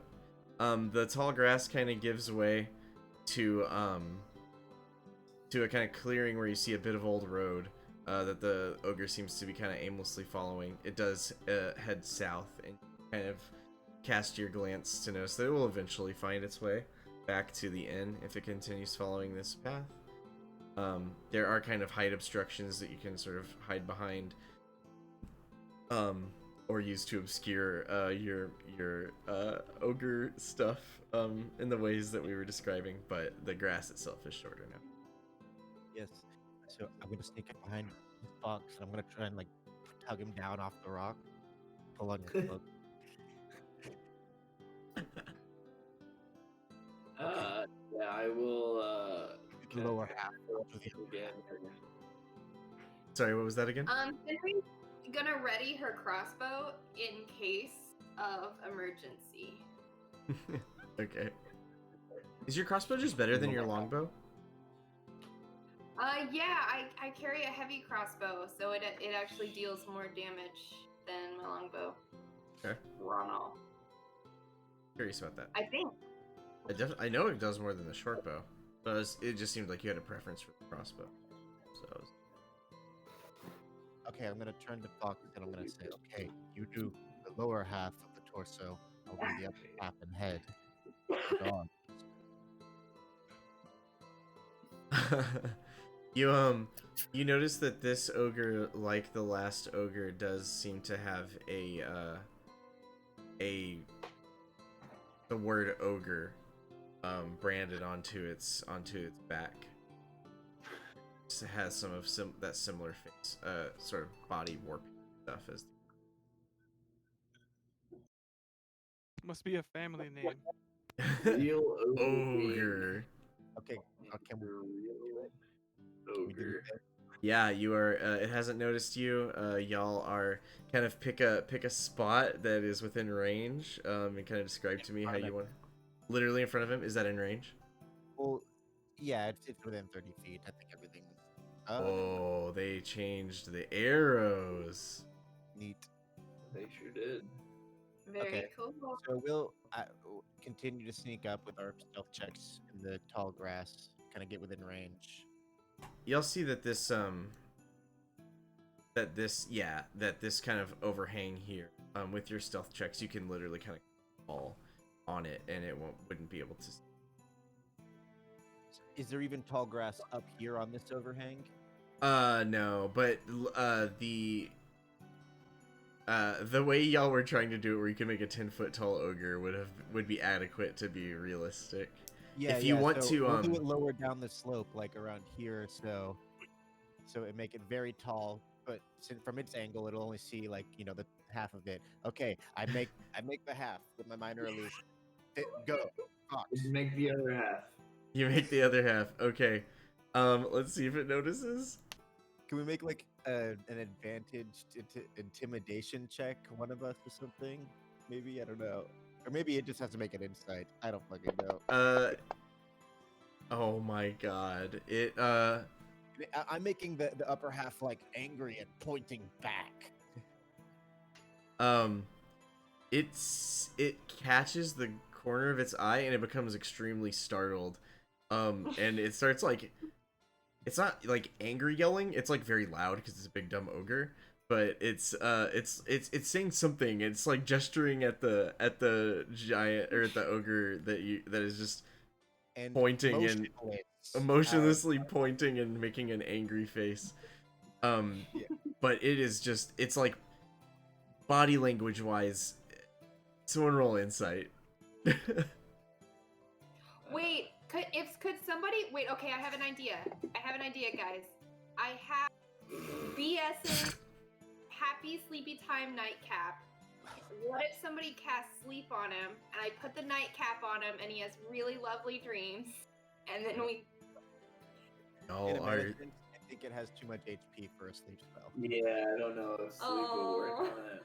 This I figure if you're lucky this on the is too much for me. This party has absolutely no people. Oh, I already rolled it. got people skills. We just don't have ogre skills. Fail at the But honestly, that's just our you perception can of tell what that it is like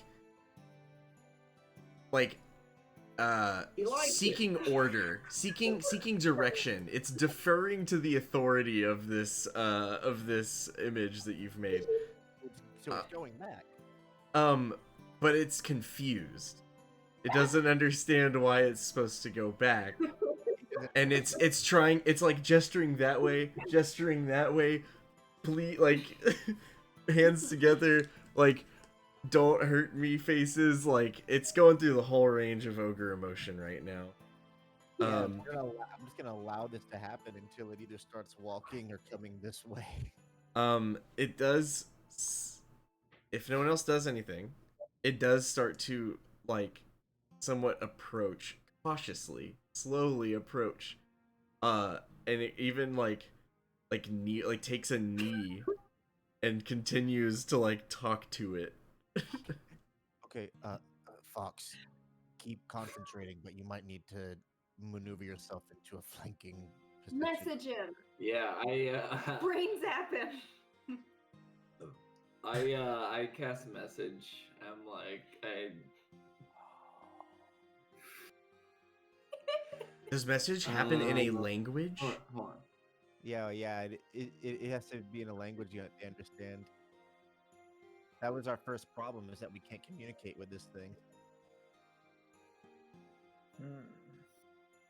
So I mean, I can say something to it. It just wouldn't understand me. What's the sound that would universally be understood as "go back"? Yeah, I just like say like.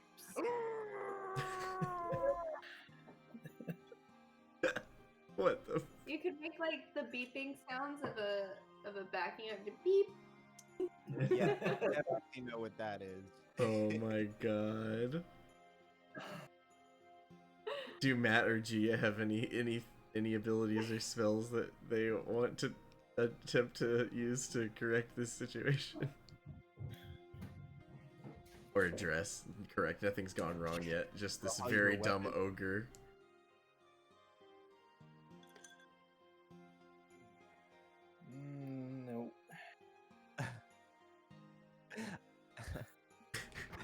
Nope.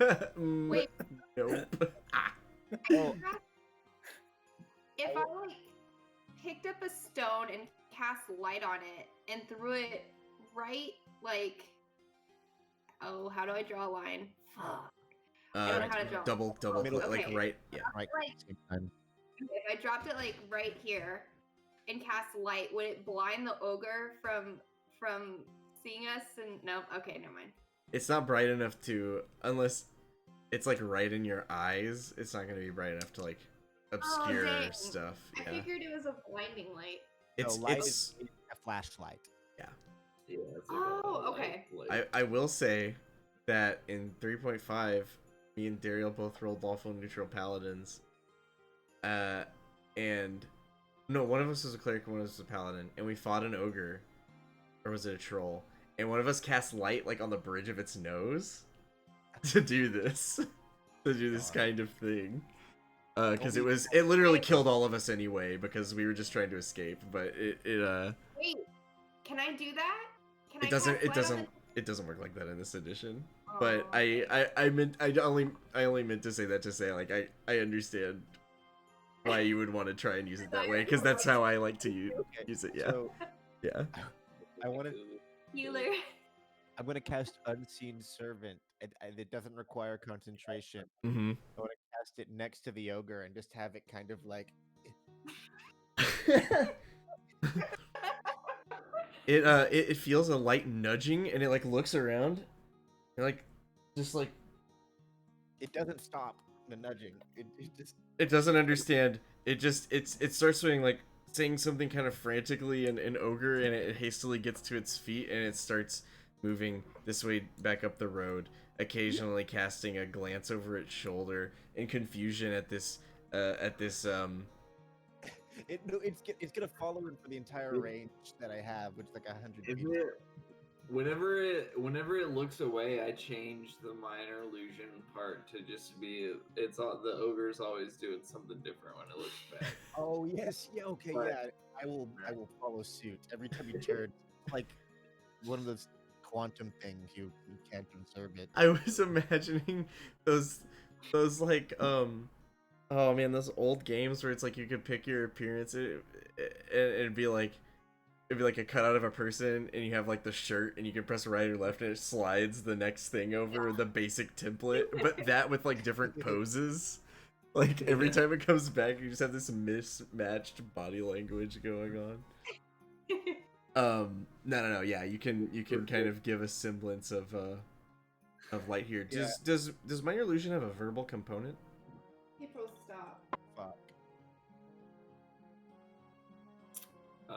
No, No, somatic. it's only somatic in material. Very cool. Just wanted to double check on that. The material is a little bit of fleece, so you can pull the wool over their eyes. I love that. I love that. Yeah, it keeps getting nudged. It doesn't understand. It's very confused.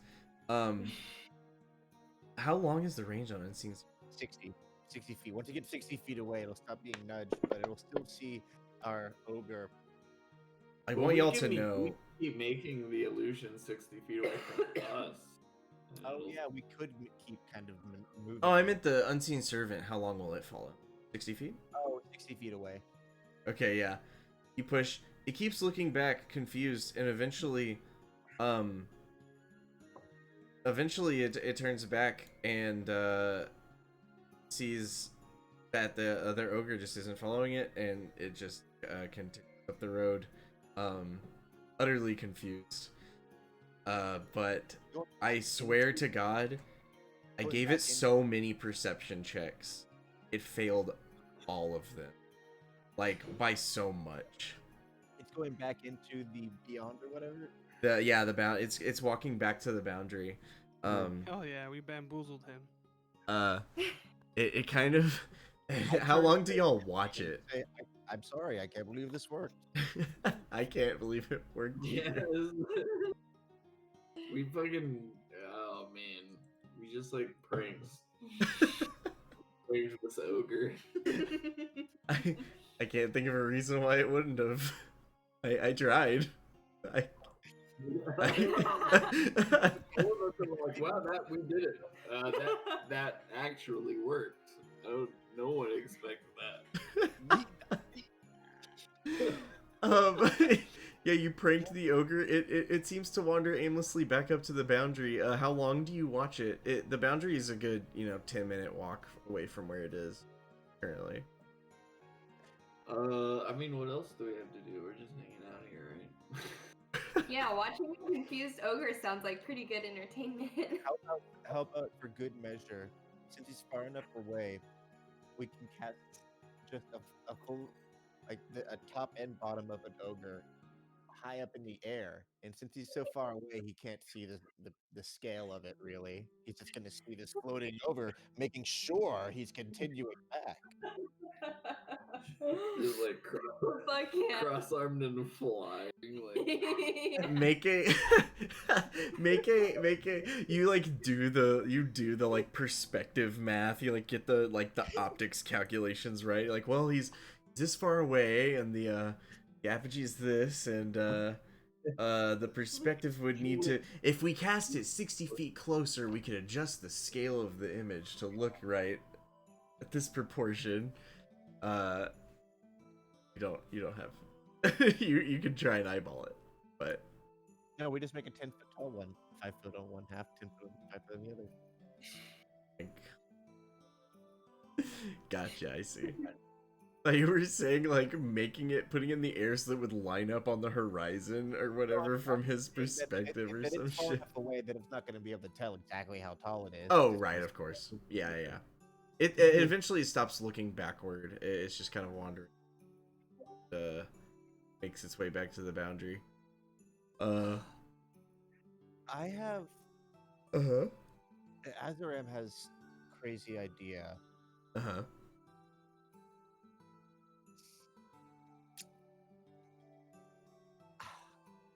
I have this gaze of two minds ability now, where if I touch, it has to be a willing humanoid. I was thinking, maybe I could sneak up on him and touch it, and then just look through its eyes into the boundary, as it's wandering through as a scouting technique or something like that. But it has to be a willing creature. I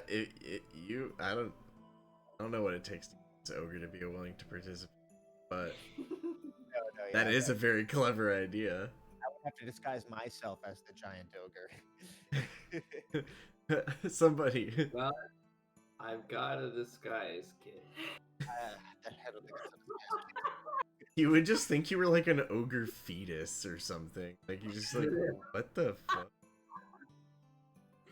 but it goes awesome. Good job.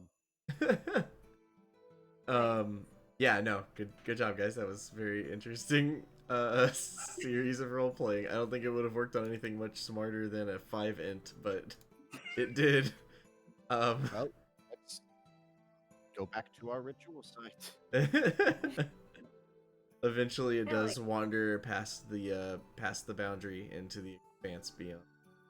Just confused and disappointed. Mm-hmm.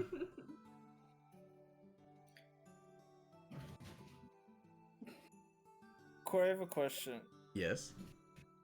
Is the boundary like an actual barrier or just like uncharted lands? That's a very interesting and good question. You watch the ogre cross the boundary and just wander past into the fields beyond. And you also know that John and his crew talked about wandering past the expanse or into the expanse, and eventually they just wandered back. Like they got lost in a way that they didn't understand. They didn't understand how they ended up back where they started, but they simply Is the boundary Right. by like a change in terrain or a wall? the Or boundary is it itself is just the line of waystones. Got it. You can see it Um, stretch from horizon to horizon, in a straight line. Well, not perfectly straight, but perfectly geometric. Seems to have a slight curve to it. Hmm.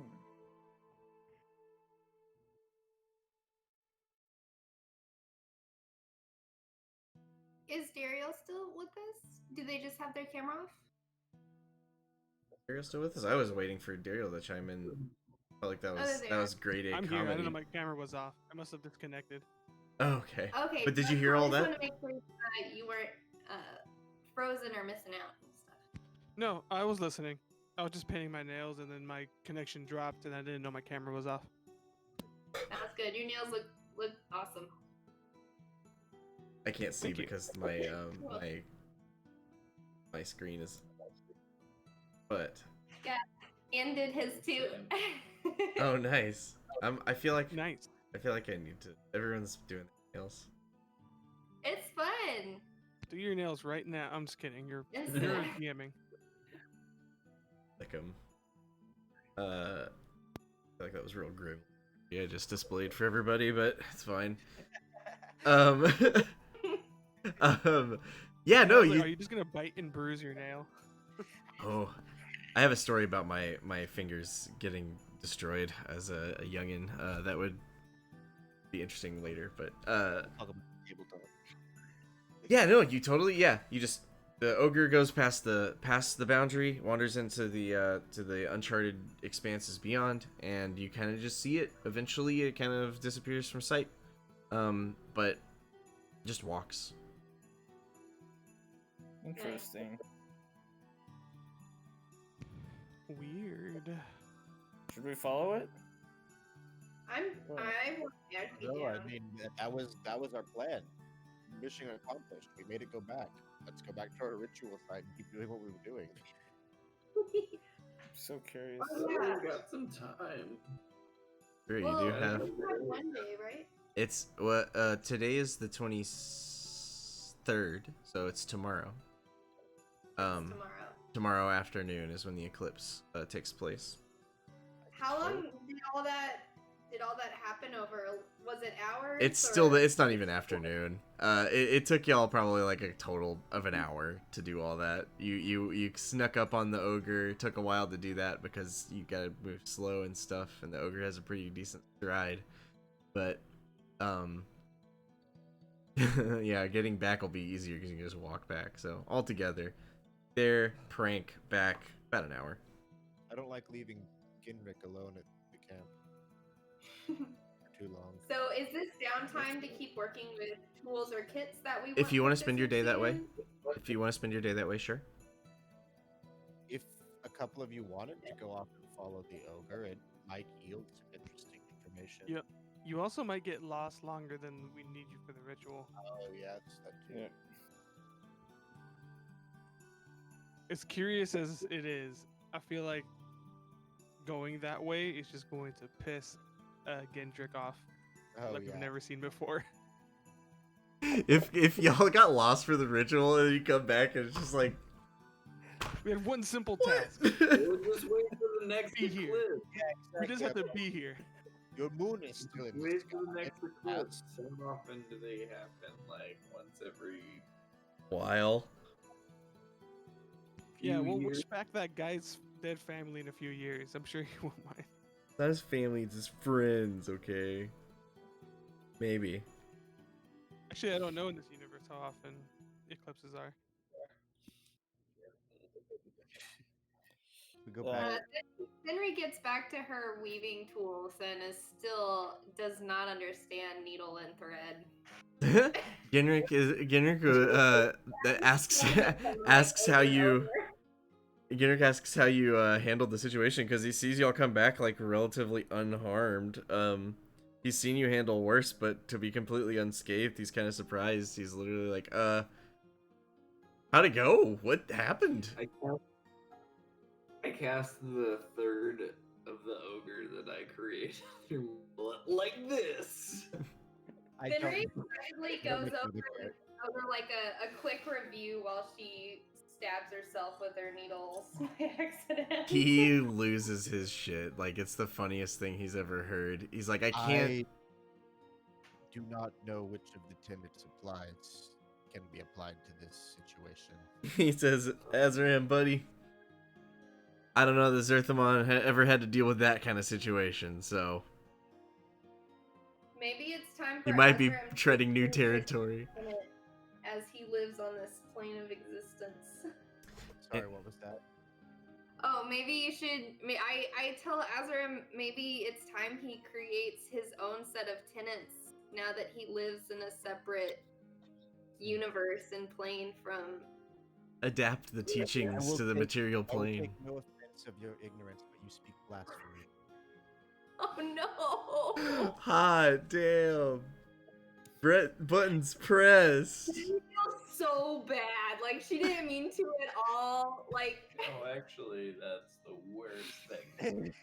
that gives her like a cold sweat. Like she's all stinky and smelly with anxiety sweats now. She goes and hides in the wagon. Ignorance is not a fault of oneself. Oh my gosh, the tension. No, Ginner laughs his ass off. He's genuinely impressed. He does. He's laughs till he cries. He's like, I have never heard of such a dumb ogre. Yeah, like what? But he's like, so, I mean, I'll take it though. Y'all got pretty roughed up after the last one. Yeah. He kind of sets stuff together. He's kind of like spends the rest of the evening kind of looking over notes. Everyone sort of progresses. So like everyone takes up their hobbies, kind of works stuff. Let's, Anyone want to let's do call anything that- for nightfall? Huh? Call that ogre tactic alpha. Ogre all right, everybody. Ogre tactic alpha. It requires there being some obscuring mechanism for which we can play our illusions off of. So Have when we're in fog fight in cloud. the future and we need to devise this plan without verbalizing it, we just scream out ogre plan alpha. Yeah. Hey, I can I can prepare fog clouds so we can do this more often. Yes, exactly. Have the fog cloud, and then we make the extra tall ogre on top. A really tall ogre just peeking out of the fog cloud, like A genie. And some audio like illusions. it just sounds like the like 16-bit sounds that come out of like Halloween robots that you put on your doorstep. I was thinking Oh. singing bass fish, but that works too. Take me to the river. How the singing Big Mouth Billy Bass is That might take an actual spell slot to recreate yeah. such a. We'll call that Yeah, I told Genrick that some of these bozos wanted to go follow it, and I told them how I told them that was a bad idea. He's a good call. I think if we get lost past the boundaries, probably best to get lost together. And also, ideally, we won't. Hopefully, this ritual solve that problem for us. Sorry. Is the ritual gonna just transport us there, or is it gonna give us guidance as we walk? No, I think. Well, and Fox can kind of corroborate this. He's like, I think it's going to like create a I think it's basically going to connect point A and point B for us, and then follow the path that it creates. Like a temporal gondola. Like a temporal gondola, he says, unsure Yeah. what a And gondola Azram is. just going to spend all of his downtime just also observing these runes, and like upon realizing like its function, Mm-hmm. what's going through his head that he doesn't really communicate to anyone is if he can manipulate this gate in any way, Like, change its destination. But if- and it's like that's just a thought that occurs to him. It's like a gate, a portal. I want to like he doesn't know anything about making or creating gates and portals and stuff like that. He's just familiar with them because they people had you more ended up power, here like, somewhere, somehow. yeah, and people who had more power, like higher ranked Git, can just plane ship and do shit like that. That's true. So you're very familiar with the concept, at least. So he's like, oh yes, I wonder if this is just like a door or a conduit, like shuttle. He gives you one of these. He's like, well, we'll certainly find out, but it's I'm conjecturing to himself. Mhm. I mean, yeah, throwing that. internal monologues. I'm fully aware that like he's not going to be able to do anything. I'm pretty sure he's not going to be able to do anything with it. He's like, oh, a portal. Maybe I can manipulate this and get the fuck out of here. It is an interesting. I will. Someone else have stuff they were trying to say? I kind of want to take the time to like kind of like survey and examine the wildlife, both flora and fauna, and see if it like acts different around this boundary.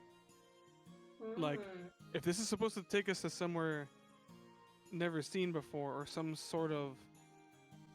if there's some sort of magic that affects the travel, the way things move, the trails, the general migration patterns, how does that also affect nature? I want to see if like there's like barriers of like flora, or if there's like, does it also lead trails the wrong way? Of course, not getting lost doing it, but only like I kind of want to get like a baseline of what's out here, so that when it's safe to kind of go past the barrier. Like I'm not trying to get lost past the barrier. Yeah. But I want to stay in like eye shot of like seeing the barrier. I don't want to lose track of the stones while I'm like kind of examining to see if this is just a human thing, if this is an intelligence thing, or is this like all life? Interesting. Okay. So describe to me your method. Do you kind of so you say you wanted to watch wildlife. Do you watch that from this side of the boundary or from that side of the boundary? The other side? I think I'd start on this side of the boundary to get like an idea of like, okay, well, real quick, what sort of plants and animals are here, which won't take me like any time at all. With like herbalism kit and like my survival knowledge, I just kind of like, okay, there's this kind of tree. There's like, I don't know. It's like your control group. Yeah, I'm like starting with like a basis, which is like, okay, which I kind of probably already know having traveled here, but I just take a closer look of like, there's these kinds of mushrooms growing. There's, I don't know, oaks. I don't know what kind of trees are here. I'm just kind of asking like, well, there's this kind of tree. There's this kind of I don't know grass. trees. Yeah, But is it like different on one Yeah. side of the barrier? Mm, Yeah, is it? No, yeah, Like, take I a hear close I look hear what of you're saying. this, and same with like birds. There's boars out here, so there's got to be like boar trails or like wildlife trails, and I see if they continue past the barrier or do they Mhm. turn around. If I Absolutely. see actual wildlife like moving around, does it walk past the barrier, or is there like no divide? Do they just avoid each other? It's kind of like looking at more like evidence of this stuff Yeah. than like I'm not scoping out for a squirrel to see what it does. I feel like that'll take that method would take way too long. You do generally see that the wildlife on half of the boundary and wildlife on that half of the boundary seem to be the same. Though you do notice that there seems to be more activity on this side, and that funny that you mention, you do notice some kind of like hares or other small wildlife creatures that do cross the boundary. After a while, they end up back on this side. Like it's not even necessarily. It catches your eye. You notice that they tend to like wander in and out. And when you kind of like watch one particular hare do this over time to see like kind of what's happening, it doesn't externally look like necessarily anything. You can't tell if they happen to be wandering back and forth or if they're being held. It's very hard to determine. But you do notice that the wildlife that does cross this way inevitably Well, I eventually guess I crosses could that. know if I cast speak with animals as a ritual, wouldn't I? Oh, you could. I do that. Okay, how long does that ritual take? um, I've actually It, never casted a ritual before, so it's, It adds it's 10 10 minutes and minutes. I plus think they're all yeah they're all time. 10 minutes, right? They're not all different. It's 10 minutes plus casting time. Oh, so it's gonna take me 10 minutes plus like 30 seconds. yeah. Let me pull it up real quick. It's typically an action, I believe. Oh yeah. Yeah, I think so Way too. longer than probably an. So yeah, about 10ish minutes. You find and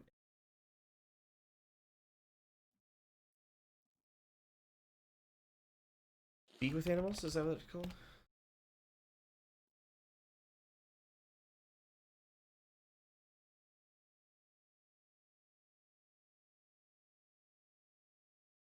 Something I like about the new Icewind Dale module is there's a lot of awakened animals Hmm. that can have slight intelligence and can speak. Okay.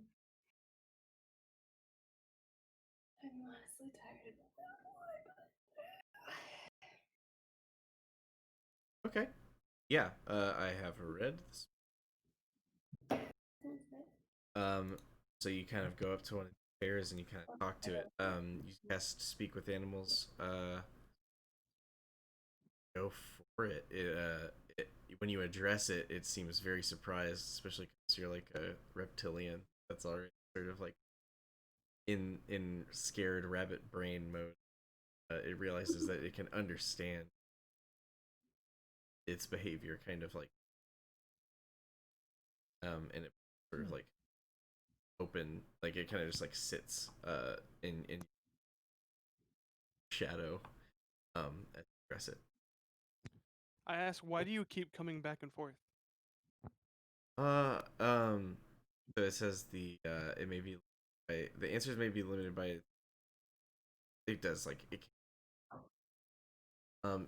kind of just it kind of looks at you with confusion. It's like back and forth.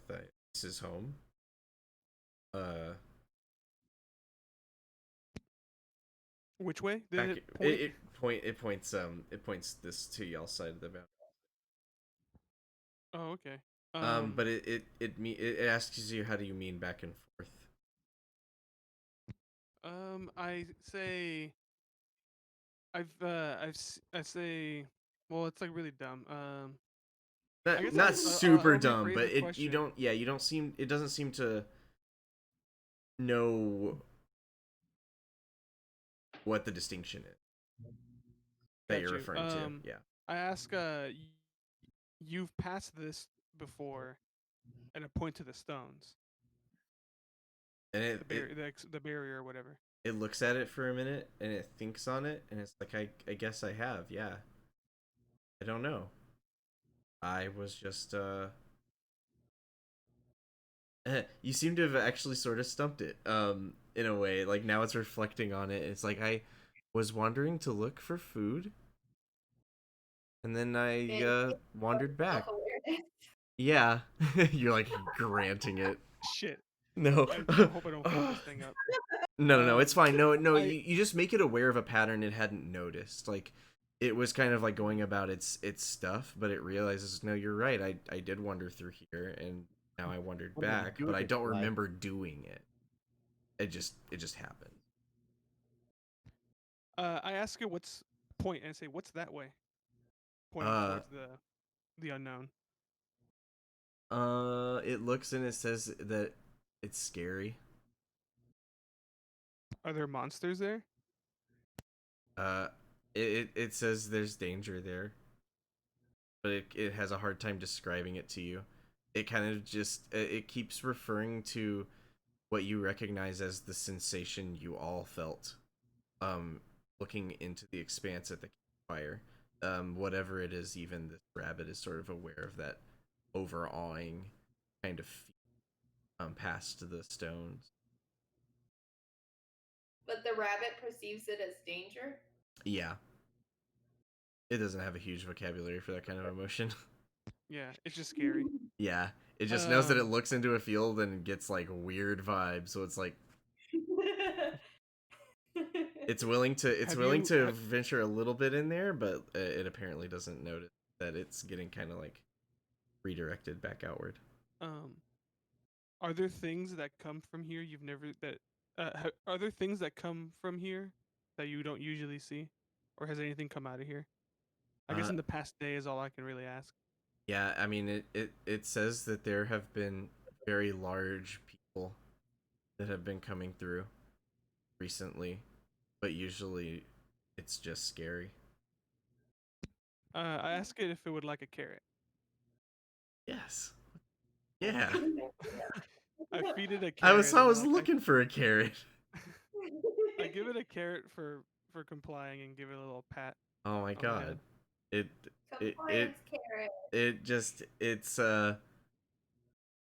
it has immense gratitude for this carrot, and it doesn't have manners, but just immediately like conversation just starts like chomping down on this carrot. Is there Is it anything what a else you want to ask? family does? Um, yeah. Ask it. Does it have a little rabbit family? Says no. Scary. Oh, do you want to come with us? Where? I point that way, the scary way. And it's like it's kind of scary. Yeah, but we might have we might have a way to go past the scary parts. It's like all the way.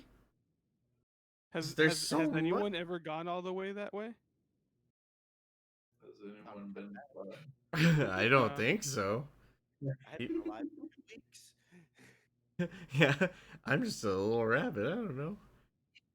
Let me check. Let me check the ledgers. No, it doesn't know, and it seems not. It seems like it's reserve. It has reservations, but this concept it likes you. But the concept of Cool. like going is scary, and it clearly can't super conceptualize it. So it's like Oh, no it's worries. willing to follow you, Yes. but it might be freaked out. Yeah. Well, I'm gonna go back to my camp. We have more carrots there if you want to come. It's like more carrots. Like you're presenting it with these concepts that are so big for a rabbit mind. Like past the horizon, more carrots.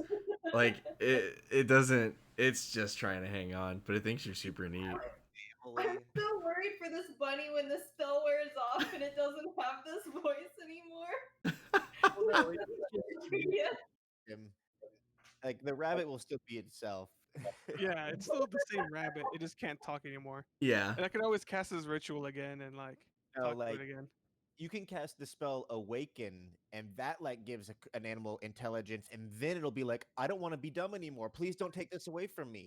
That's when it gets scary. Or it can be That like, the why existential did you do dread. this to me? Make me dumb again. Please. Not smart enough to have an existential crisis yet. Return me to the primordial soup. Hey, how far are we from camp? Not very.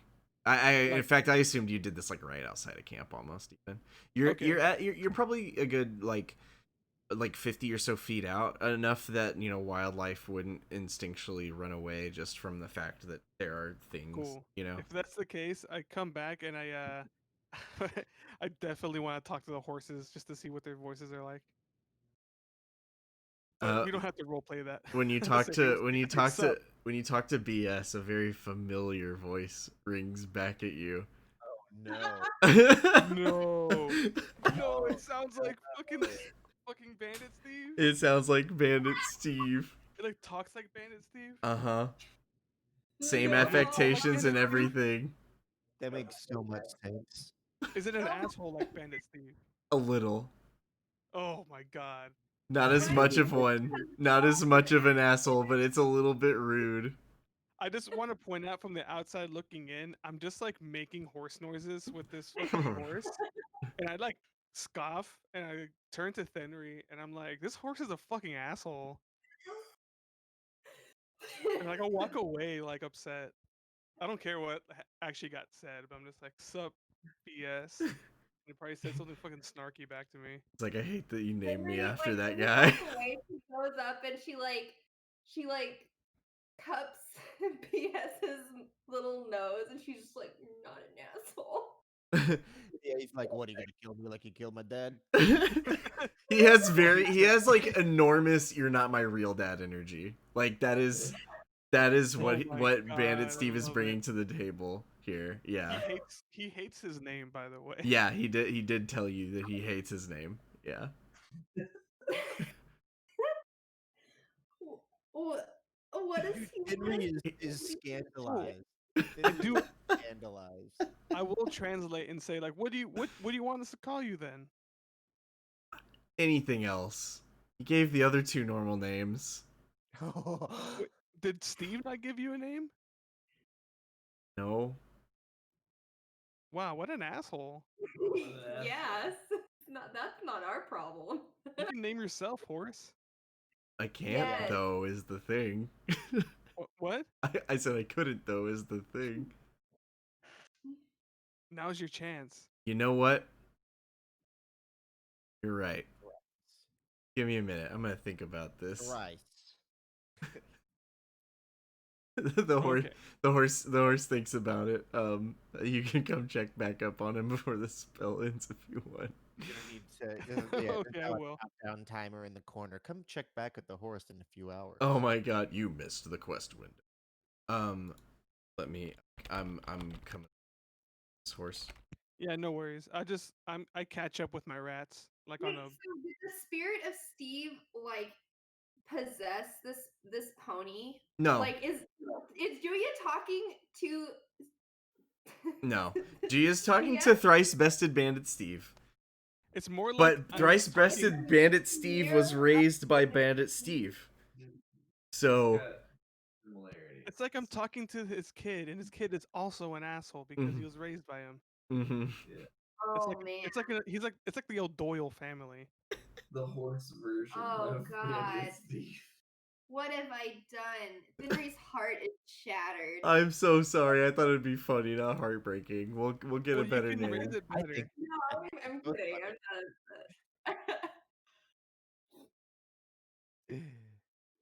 I'm not. Adib, you got anything you need to say to your horse? Would you rather me not talk to it?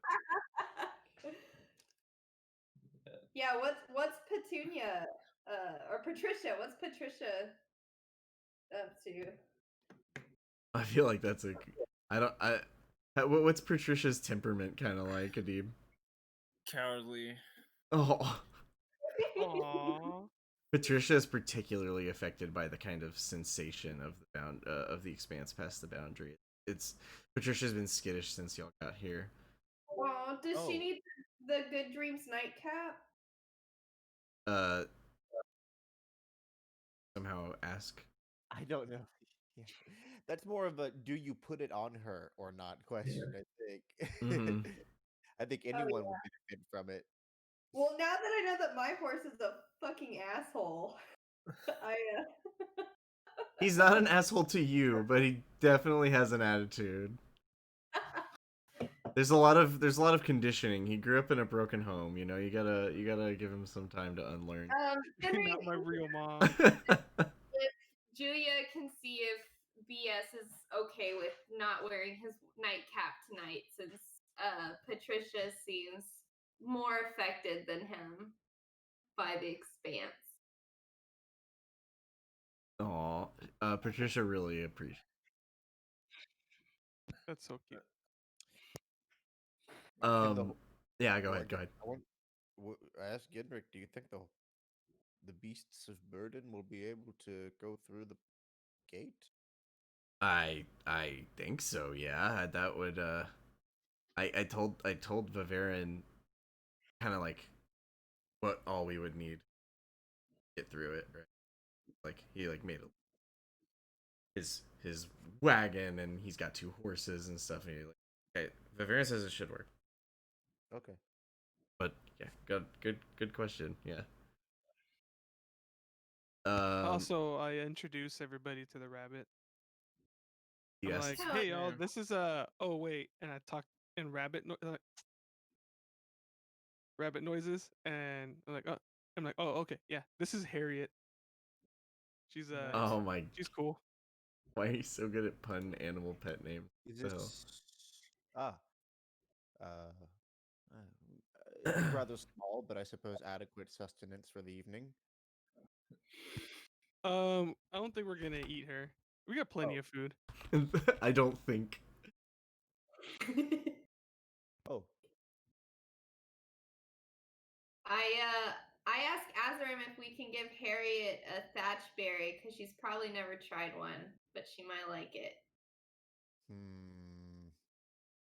I look over the bush, inspect it. Yes. Excellent. Thenry plucks a single berry and offers it to Harriet.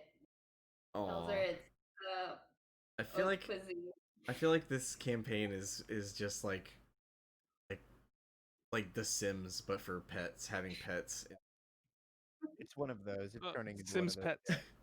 Y'all have this like whole family already with like got a bush and a rabbit and an extra horse that's got the voice of his dickhead dead dad and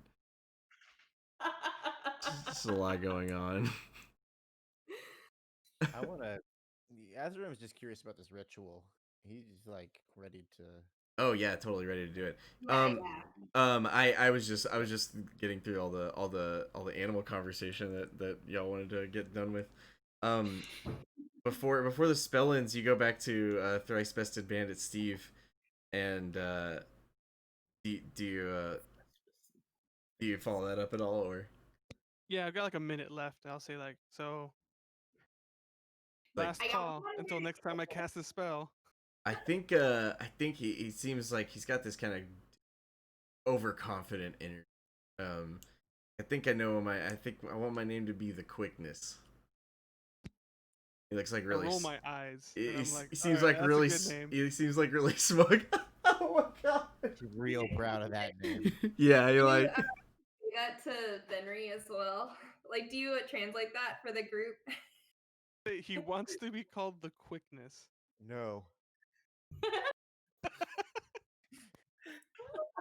I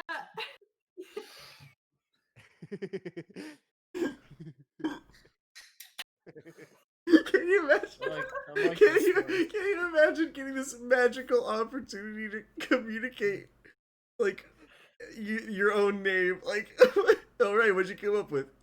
The Quickness. Absolutely not. And then like the Try spell again. ends.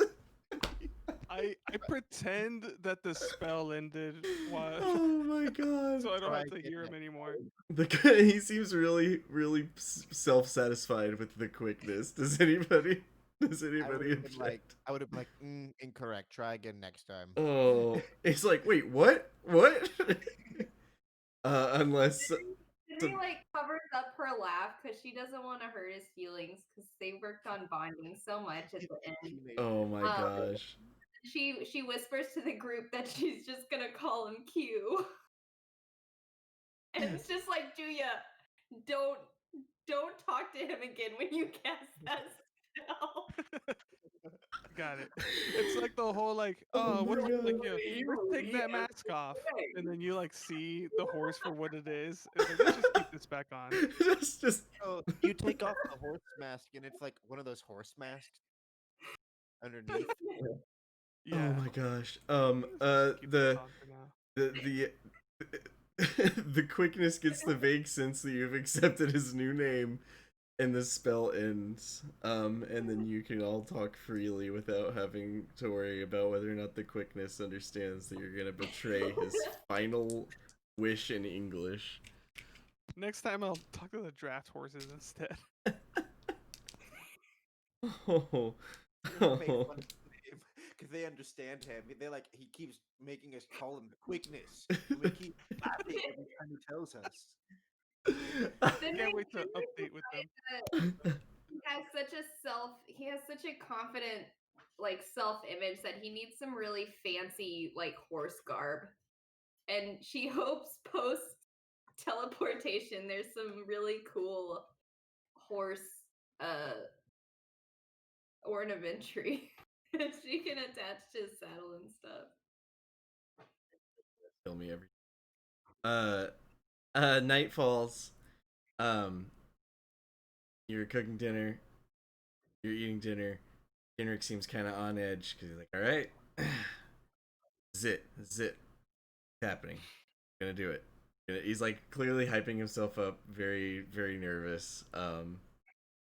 Has been kind of like intense. His anxiety has sort of been slowly bubbling up over the course of this journey, and tonight he's clearly like getting a little shaky about it. But he's not in the way that he's gonna bail or anything. Uh, um, it's clearly like real to him, and there's a lot that this means to him. So he's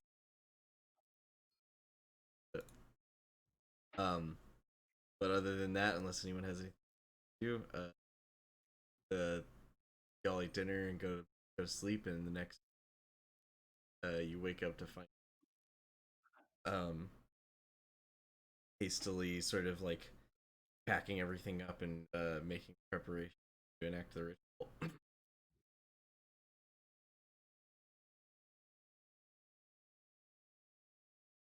Ritual.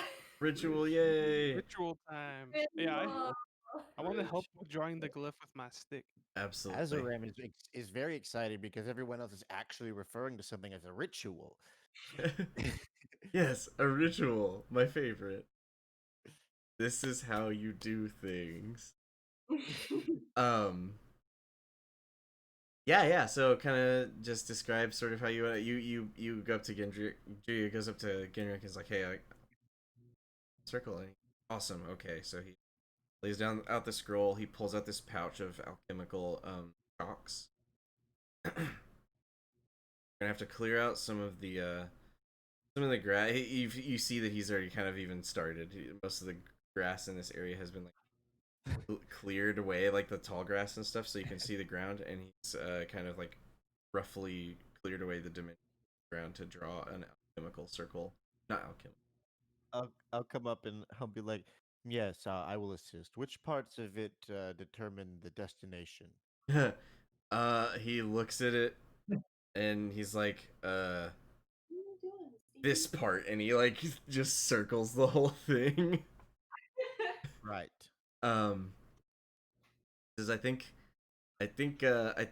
all the moving parts in here sort of affect the yeah. Oh. Yeah. It's a very fine-tuned instrument from what I gather. But he tells you, and he especially mentions to Gia that the magic circle that needs to be drawn needs to he outlines the dimensions that needs to be big enough for the cart. So ultimately, it's kind of like this huge sprawling circle about like 30 across. And he even like hands y'all like special tools to like measure the angle. Y'all get it right. As he's like doing this, I'm gonna also be asking him questions. I'm gonna say, is this place specifically tied to its destination, or can this place be used in the future for other purposes? For other travel, he's like, well, I think that this spell specifically is made to cross the boundary, but uh, we can certainly study it and see if we can tinker with it What at some I point. what I propose is when this thing is done, this job of yours, I require no monetary payment, only that you put me in contact with the man who involved you in all of this, so that I may speak with him for similar matters. Yeah, he's like, no, he gets it. He knows exactly what you're insinuating. Absolutely. Yeah, it's no secret that Azaram seeks to like return to Limbo, Mm-hmm. which I hate myself because I always end up like as that as a like a driving thing for a character's backstory. Mm-hmm. To go home. It's always like, oh yeah, this character's gonna take the first chance they get out of the campaign. So DM, you better not give it to me until the end. Well, yeah, like I have myself set up so that, well, we'll see, we'll see. Yeah, exactly. However you I'm, pursue it, I feel I'll like it'll roll. be interesting. I'll say that. So don't worry too much about following your character's goal. Um, Just yeah, just worry when I get plane shift. yeah, for sure. Um, yeah, he nods to you. Finry, last night you and I almost forgot to mention this. Both you, but you saying this brought it back up. Finry and Azaram both again had similar visions.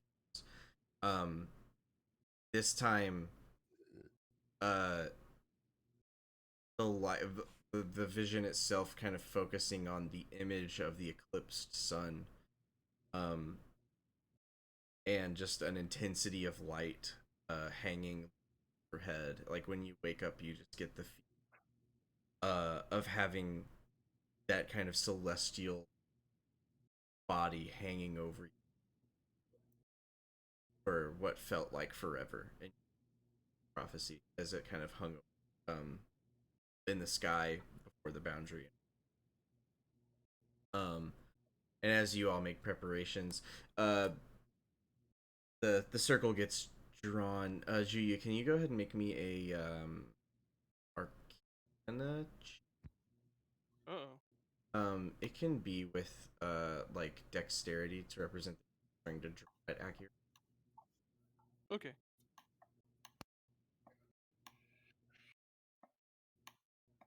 I can also uh, assist or whatever. Absolutely. Yeah. Please do. Yes. I go I ahead and start drawing it, and it's just like immediately wrong. you get the curve wrong. Like it's one of those things where you're trying to draw a really really big circle for the first time. You're like, this should be the right angle, and then you just like realize that it's gonna be like way too tiny. So you just like kind of kick the ground and start over. Yeah, I like erase a bunch, and I take the help from whoever offered. Mm-hmm. It was Fox. Yeah. So that just gives them advantage, right? Or do I Mm-hmm. need to roll something? Mm-hmm. And because you're proficient, I'll let.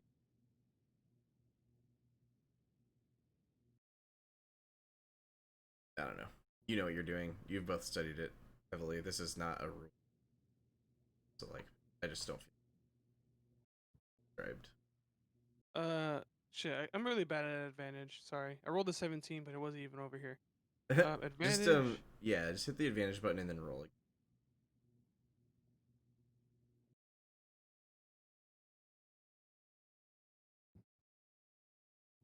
Okay. 16. 16 is plenty, especially between the 2/3 of you, depending on if Azaram helps. Um, you all kind of like use he has like a compass and some other not like a directional compass, the angling one, and some other things that kind of help you all visualize the distance and mark it out, and you all kind of start from your own little section and put it out, and together through coordinated effort you man start filling out the arcane symbols and the perimeter of the magic circle and the glyphs and all the lines and relations that kind of fit internally on this magic circle. As you all do this, Ginrick is referencing the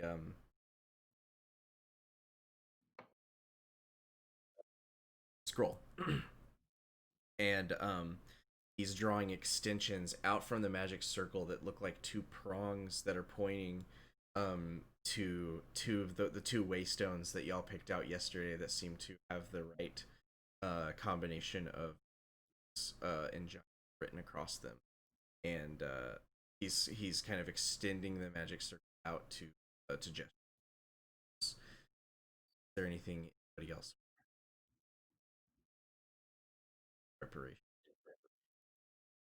Nah, I'll just do Okay. what Kendrick tells me to. Mm-hmm. Tricks it all. He has Thinry bring the wagon up once the circle itself is complete. He has Ginrick directs Thinry and Matt are two of you drawing this. Mhm. He has y'all bring the wagon around, anything that we're trying to bring in. Kind of directs you to like, yeah, bring it into the circle, position it here, kind of it gives you kind of like a checklist of prep work to do to get ready before or whatever. Okay. Does Harriet the hare stay in the wagon, or without Julia's guidance, does she hop away? Wait, how did you keep Harriet last night? Oh, She came for a carrot. yeah, I was like, oh, we got more carrots, and so like I'm not trying to overfeed this thing, but maybe I gave it some greens or something. Funny or you say carrots. that, because you find Harriet this morning completely overfull in a bed of half-eaten in the Oh, back of the no. wagon. Oh dear. Oh, Harriet. We're gonna have to build you a little house or something. Harriet is zonked, like belly up in a small bag of root vegetables. Just ate a We need to tiny build little dome. That's so cute, but we can't leave Harriet now, or otherwise we'll get eaten. Yeah. So How do we know that Harriet isn't a spy? she seems too dumb. It seems too dumb. Yeah, we're gonna have to make sure Harriet's not by the thatchberry plant. So I'm gonna have to like build a little like wire section where we can keep Harriet and In the meantime, I suggest, Julia, that you tuck her away in your robes with your rats, so when she wakes, she's not tempted yeah, by. I'll keep her in my robes while I like ride shotgun or something. And we're gonna have to like do a better job stealing our food now, for as long as Harriet wants to ride with us. This is great. Okay. Yeah, so Harriet's coming So along. cute. The quickness, the horse formerly known as Bested Bandit Steve, Patricia, Bibbit, and Dango, Genrick, everyone is all prepared in the circle and anxiously awaiting the hour just past noon, where the sun and the moon will intersect, and you kind of see as the day progresses that they are slowly and surely crossing paths. You've made all of the preparations that you sought out to make. You've drawn the diagram. Everyone's checked it. Go ahead and roll me like a investigation or perception checks at your discretion to kind of like double check his and your own.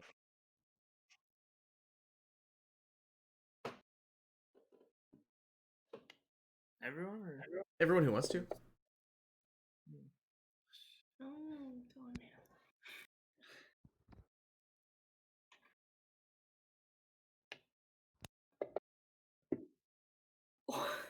Yes, that's like my third natty 20. Okay. Natty 20. Yes, everything about the the markings on the circle itself, you've all worked together to all morning to make sure it is pristine, uh, picture perfect, not a detail out of place. And the hour approaches, the the clouds, just as in your first vision, um, all day you've been watching as the clouds have kind of roiled through the sky, parting in brief moments, and you can kind of see the sun, you can see the moon, various parts, but more or less, the cloud cover has mostly obscured the sky. But as the hour approaches, just as in your vision, at the outset of this journey, uh, the cloud cover begins to roll back, and you're all kind of just sitting out in the of completely exposed sun.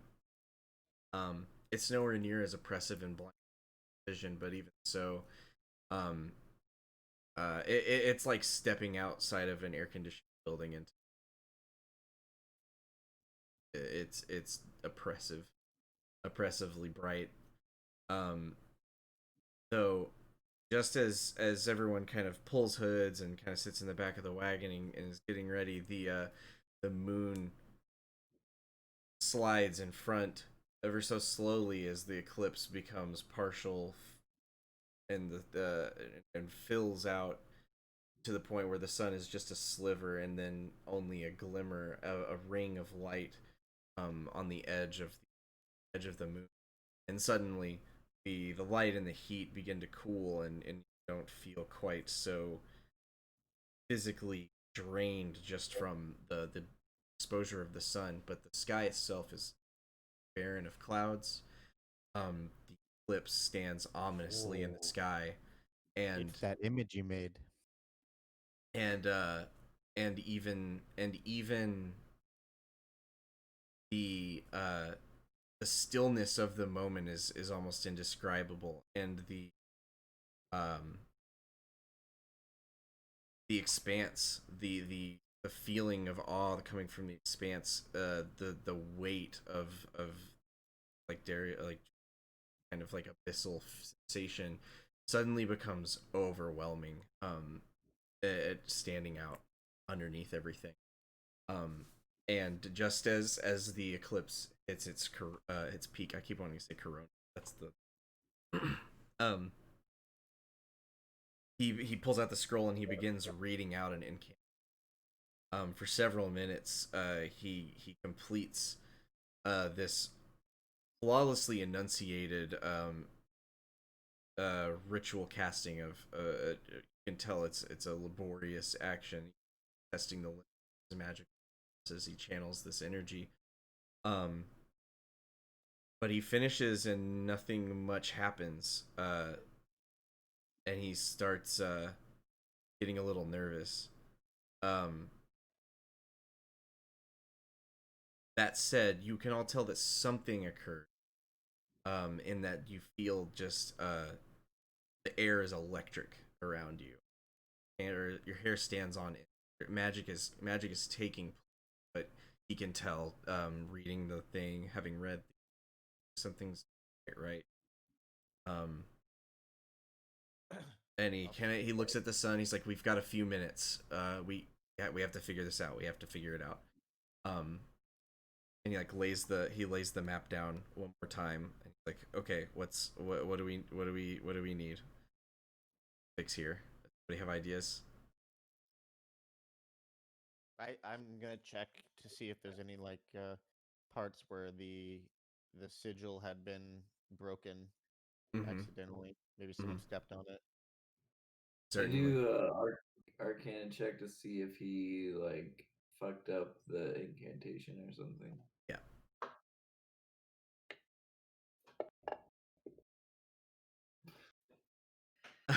You dozed off in the middle of the incantation, but you don't think he did. You don't think he fucked it up. Um, Azaram, you know, proof positive. You're double checking, triple checking. You've done it twice before already, and now you're checking again. You don't see anything wrong, with the glyph work or the has drawing. anyone like checked the parchment with a flame or something to see if there's any lines that have been hidden to the naked eye that like like could encrypted or use it. something. Yeah, if there's an Ginrick? encrypt message to make it work.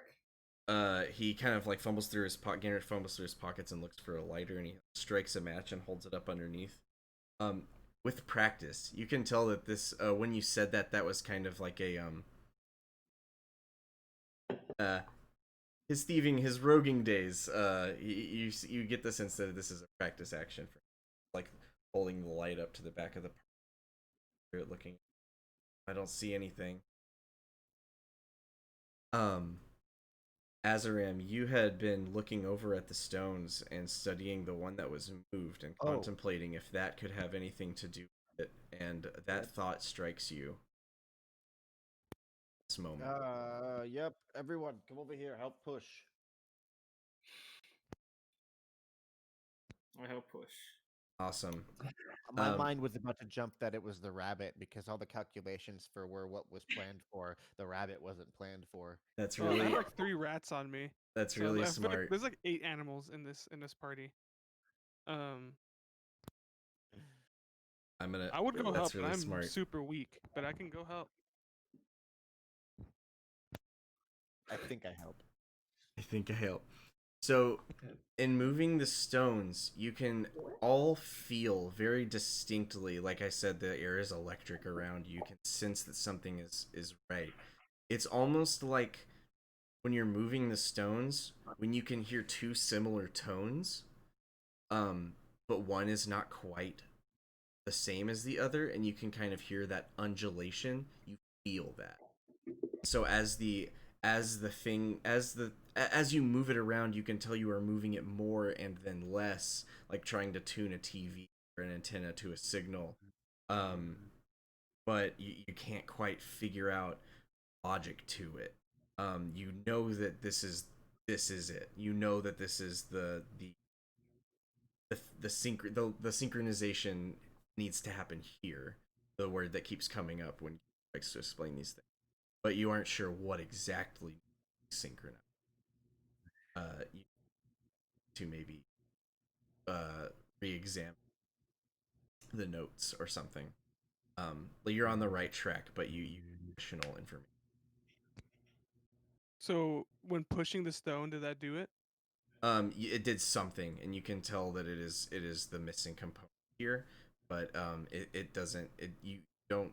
It's like again a gut feeling. You don't feel the resolution. All this tense, magical. Ginrick, you're the expert here. You tell him. You guys like tell him sort of like what you're experiencing over there.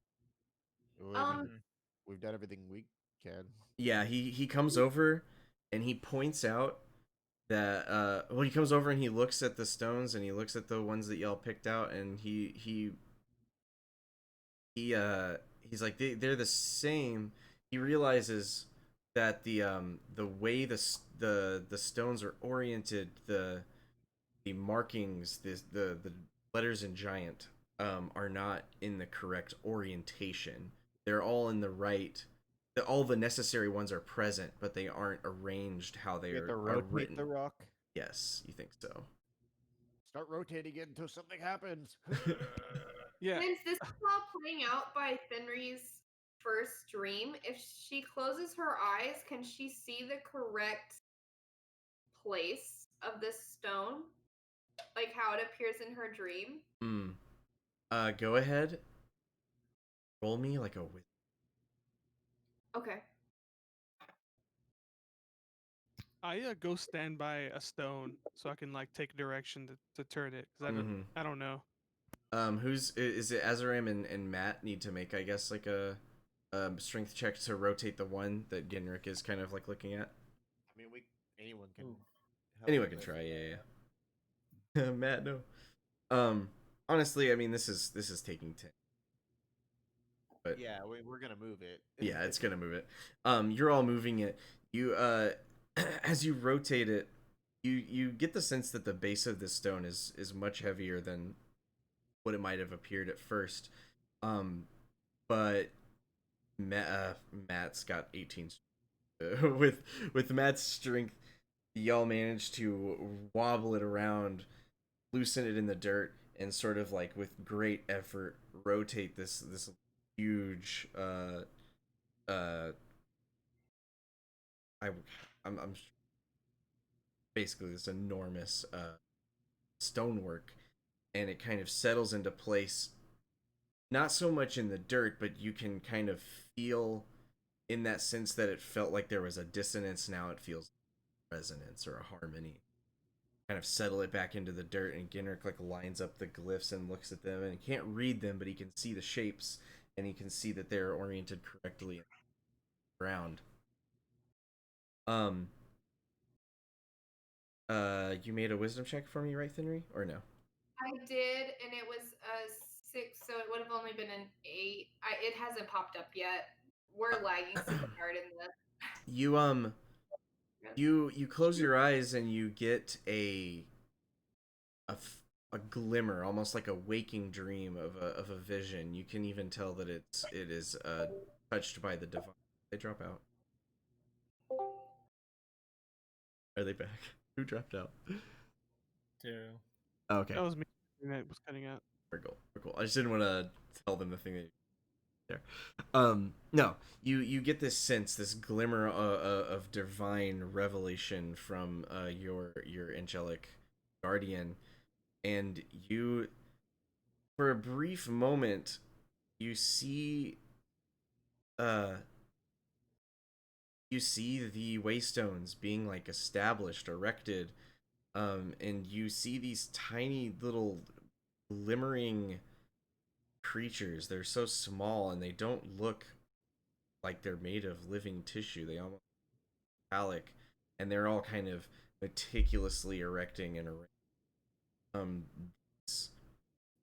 these stones, and you get the sense that their bodies and their joints are all clockwork. And then just in the briefest flash, uh those clockwork beings are your companions, all moving stones before, um and they no longer appear to be the things that you saw in your vision, but that's what you see there. um that said, once you everyone moves the first lithoform, I think that's the word I was looking for a second ago, uh you all move to the next one and do the same thing, just rotating it, arrange up, upending it, upearthing it, suddenly back down. And you can tell Ginrick's getting nervous because you can see that the sun and the moon are drifting apart ever so slightly. It's just past the zenith of the eclipse, but just as just as just as that anxiety begins to wash over him, you all arrange the second glyph, whatever I said, the giant stone, the waystone. Lithograph. Yes, into its spot in the earth, and you arrange it, and suddenly there is like a overwhelming sense of like dammed up magical energy toward the expanse, and you see a wavering in between these two stones, almost like you're looking hot air above pavement. And it's like, okay, this is it. It's got to be it. We got to go. Got to be now. So he like runs back to the Your circle. yeah, to the circle, jumps into the driver's seat of the wagon, and he ushers everybody to hurry and get into the circle. Yeah, I run over there and jump in the wagon and put Harriet back in my lap. Oh. Everybody else, I'm assuming, follows suit. Yeah, I get on my horse and follow. As you all Yeah. as you all sit in the magic circle, you feel the strangest sensation. It's similar to deja vu, but it's almost as though you can tell that you are where you are supposed to be, as these magical energies flow again through you toward the waystones and through the dance. And Genrick ushers the horses forward, and you all drive through this glimmering, not glimmering, wavering division in the air between the waystones. Pass through, and you feel you can even feel it. Even when you're inside the wagon, you feel like a difference in the air once you're through it. You know. Though the expanse itself, the overawed abyssal kind of yawning feeling, only intensifies across the boundary. It's gonna be it for. Oh, Yeah. nice. Cool. Spooky. Samurai Jack vibes.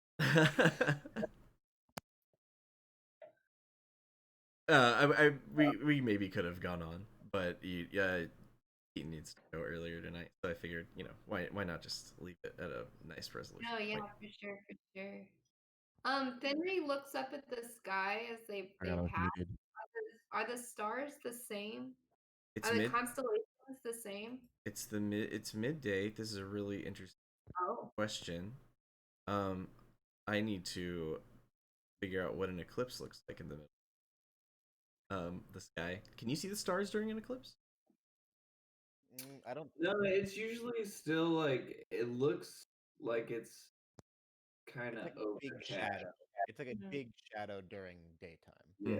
Yeah. yeah. I just wasn't sure because I mean the whole thing about not seeing stars is just Okay. this is I relative didn't realize. brightness, I didn't Yeah, I realize. think the corona would still be too right? bright to see stars. I was just gonna say, like, I forgot I was muted, but one of my, one of my favorite DMing tips is like, leave them wanting more.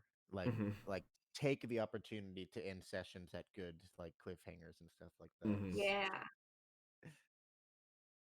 Well, this session, I had a lot of fun again. Yeah, no, it was awesome. The, the stupid giant, whatever. I love it. We I enjoyed completely the giant thing. That we was way more completely fun than avoided combat. we completely avoided the combat encounter. Right. I actually wanted y'all to avoid it. I just wasn't. I mean, I didn't have a solution in mind, so y'all rose to the occasion in that way, right? So no, that was super cool. Thanks everybody who might be watching. We're gonna go ahead and end the stream for tonight, but we'll be back next week. Have a good night. Bye. Bye. Dario, um, I'm Yeah. running this second edition adventure, but there's a really cool description of a room in it that reminded me of you. Um, They're full of mushrooms. yeah. Where is it?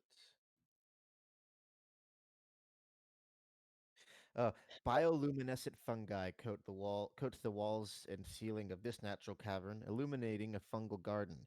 Underworld lichens, fungi, toadstools, mushrooms, and unclassifiable growths run riot in this chamber. The smells range from pleasant to revolting, and a strange whining and crying seems to emanate from the north. If you follow that, you come to a rocky protuberance that erupts from the earth in the center of the chamber, looking for all the world like a giant's hand clenched tight, but for one finger. So it's like a rock that looks like a fist, I imagine, with the middle finger up.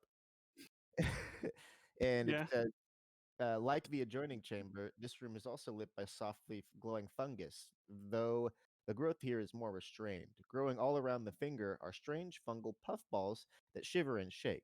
The puffballs emit a continuous vegetable wail, like a like this Oh my god. noise.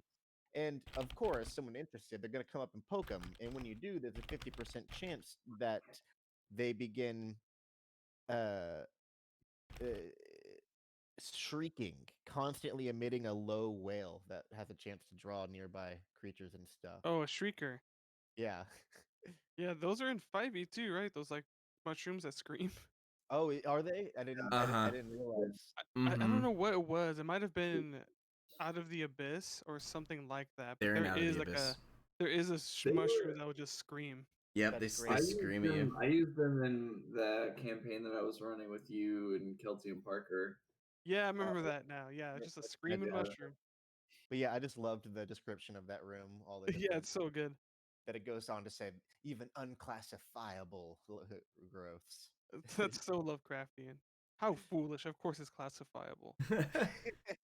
As you try, you're like, but wait, oh, it exhibits can qualities classify from it. all the categories. Oh, oh. We've run out of categories and names to use for things. Oh no. Yeah, it's now unclassifiable. That's cool. It's wild that there's real mushrooms that are bioluminescent. Oh yeah. I love that that's not like made up. Of course, you can't like. They're not so bioluminescent you can see a fucking dungeon, Yeah, but exactly. it's still dope as hell. Also, this is just something that came up a few days ago. Gobolds and Coblins. Oh, go on, do tell. What if goblins and kobolds somehow cross-mated? Would it be a gobold or a coblin? Good to pass up from. I like them both. I think they're two different, two distinct subsects. But I looked it up online. I think I might have come up with something unique, and I can just make the most Undone. annoying level 1 creature that all players can hate. They have The pack goblin, tactics the kobold. and trap make. Wait, that's what Like kobolds do, right? Is traps and stuff? Well, kobolds are little dragon spawn that worship dragons and be their subservience. In D&D, they're like little wizard folk, kind of. Mm-hmm. And typically, goblins and kobolds, yeah, they usually hate each other. But what if we had kobolds and goblins that hated each other? Just- I feel like that's just bokoblins from Zelda. Oh my god, it's all coming together. Right. All come. Okay, I'm excited, y'all. We're across the boundary thing. This is the thing I foolishly thought would happen like 3 weeks ago. When I was planning out like the timetable of like how many sessions it would be, probably like what do I need to have ready by when type thing, boundary stuff gotta be ready by, nope, guess not today, not tomorrow even, probably not for a while. Oh, so I'm stoked. I hope you guys are excited. I am. It's a lot of Yeah, fun. super excited. All right, well, I'm gonna head off. I'll talk to y'all next time. For sure. If Later, anything homie. comes up and occurs to Yeah, you, have a good night. if there's anything I want to handle like first thing, since it's like a cliffhanger type thing, I left some notes for myself just now. But if there's anything you think the character, how they would react or all this odd sensation and shit, yeah, just let me know. Like leave it somewhere, and either in the Facebook chat or like anything. Got it. Okay. Later, y'all. Night. Later.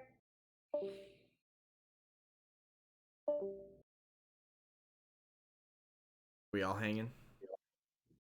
I gotta leave soon I'm hit. too. That's cool. Yeah, I probably I'm still should. here, but I don't know for how long. I I'm got just messaging some people. I usually have a million messages after a game. We ended kind of early, but I felt like it was one of those short sessions where a lot happened. We met the hapless ogre. The nameless hapless ogre. We know that rabbit's name. We don't know that ogre's name. Because nobody speaks giant. Like, there was literally no way to communicate with him. I know it's amazing, but it's also like, what the can speak with a rabbit, but not a I thrice bested Bandit Steve, aka the Quickness. That was maybe my favorite thing all night. Yeah, it was very clever. I didn't know it. I wasn't ready like to give thrice bested Bandit Steve a full fucking dialogue, but I'm so glad you told me that about that ritual. It's like one of the only rituals I can cast. yeah. That and like purify water. Rituals We are talk to cool. animals all the time on our like downtime days. Yeah, on our I kind million. of feel bad for taking this rabbit from its home, but that's why I asked if it had a rabbit family. It didn't. It was happy to. It was happy to come with you. Harriet came willingly. Mm-hmm. Yeah, Yeah. and I just hope the place we go to has rabbits. I can't see it not having rabbits. As long as it isn't an invasive species, and if it is, then we just can't let it go. It has to be our pet. I have been trying to work in that plague mushroom y'all found organically. I've been trying to work it back in for so long because there's like a detail about that encounter that's been killing me, but it just hasn't come up. I keep forgetting. It's not that important, but I want it. We're gonna come back and everyone's like starving. You come back, it's like Oh, someone no. started a plague.